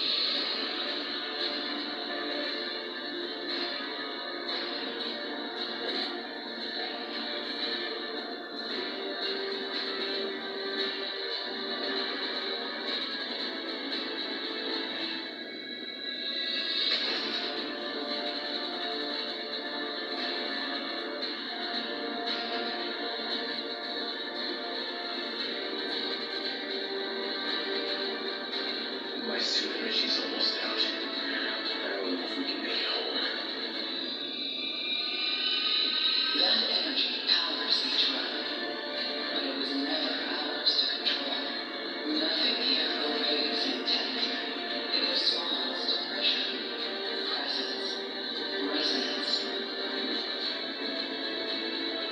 Another mind-blown place. Shit. Some anomalies only react.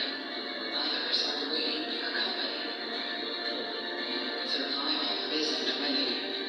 Survival is leaving on time. Are we still on the ring?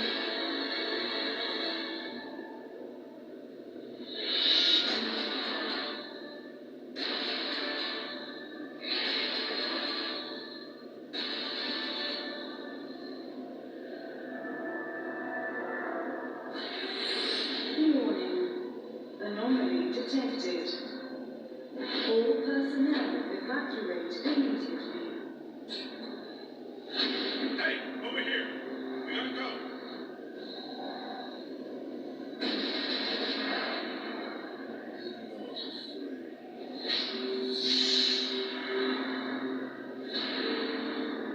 Why do you tremble? Judgment has only just begun. There's no clue of mankind's ambitions. They knew they were doing. They knew what it would cost.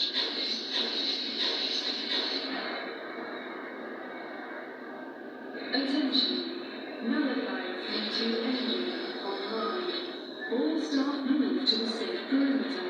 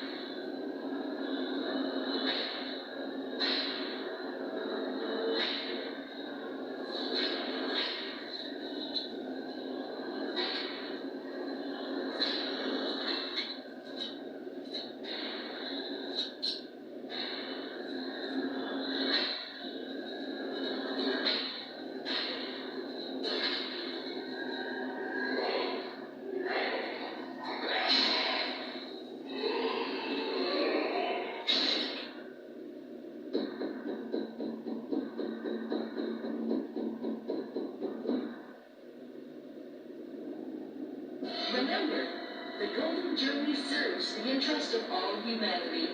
We set out on this voyage to find a new homeland for all of us. We chose the most exceptional individuals for this mission, including you.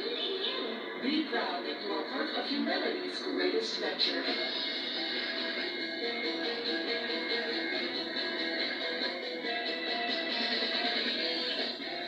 Hurry up, my boy. We must beat time at its own game. Hello, cowboy.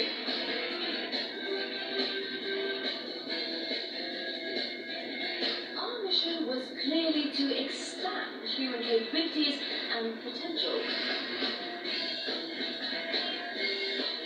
Have you ever squashed a rebellion on your own? How's your chance? Isn't that brilliant? We can surely leave this godforsaken corner of the cosmos. This is a pain, isn't it?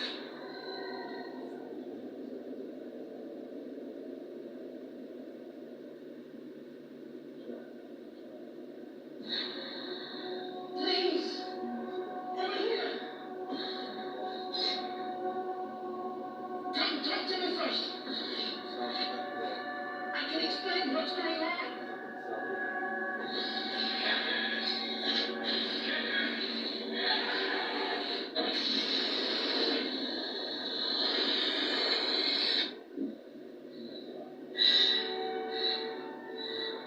What is existence, really? Surely a question without an answer.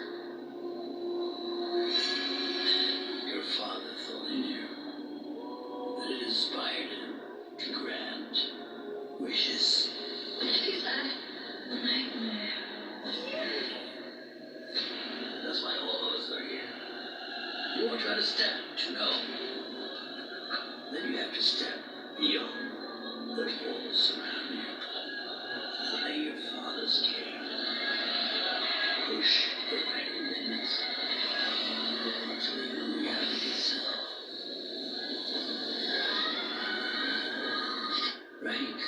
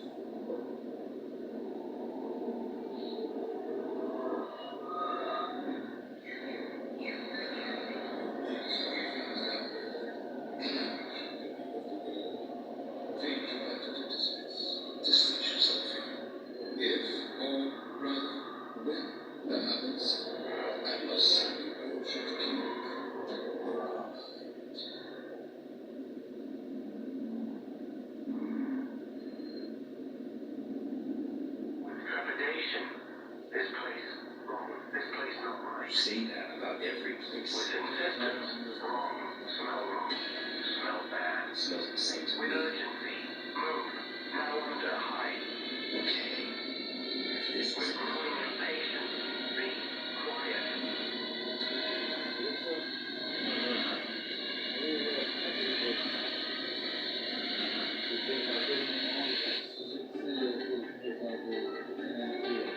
Okay.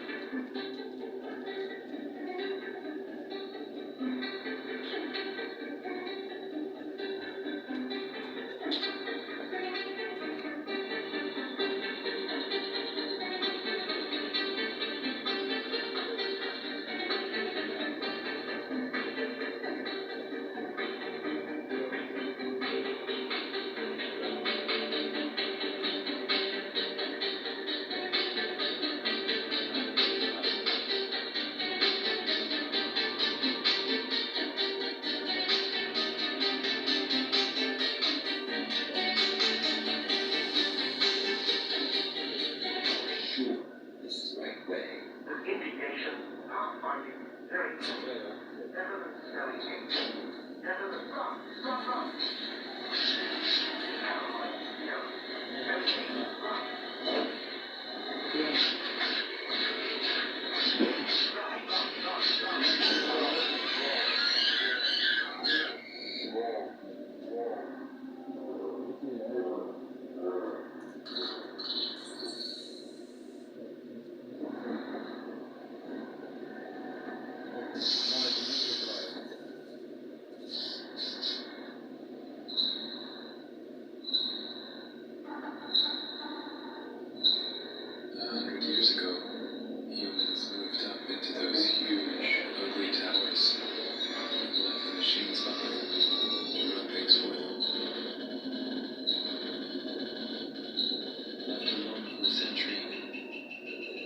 machines evolved in ways no one could predict.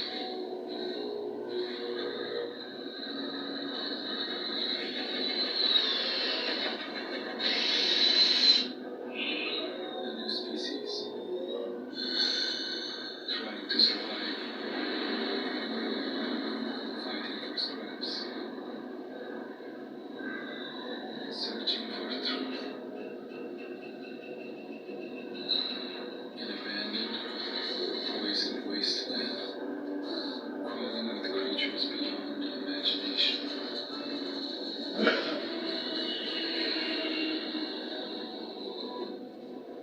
Okay, decided. Les pas sur ça. For those who left the city, it's a one-way ticket.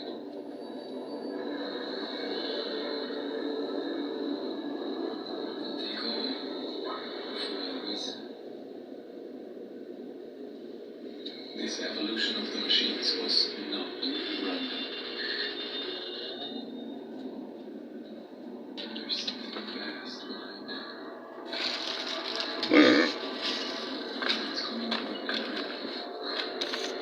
Not just the machines. The people in the cities don't know it yet. But soon they will. Nee, sal nie uitkom. Jy moet net fokke wag dat ek 'n kouskleur kry. En jy moet nou hier opgaan. Jy moet net sê vir dit. Ja.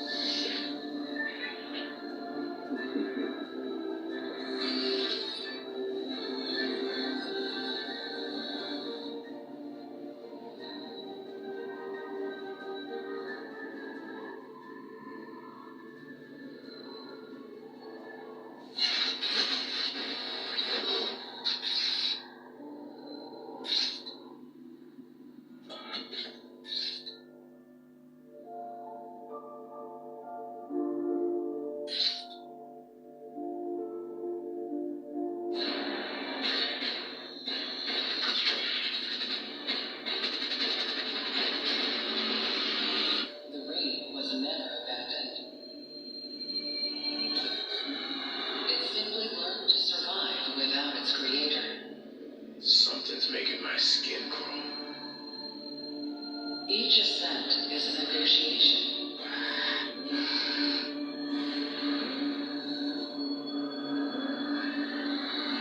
Here they come.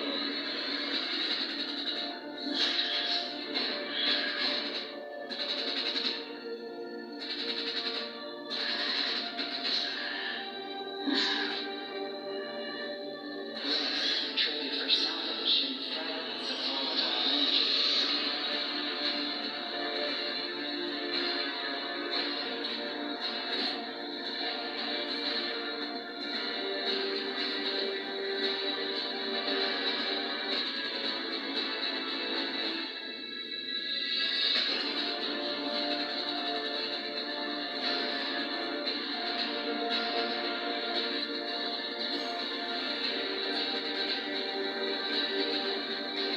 My supervision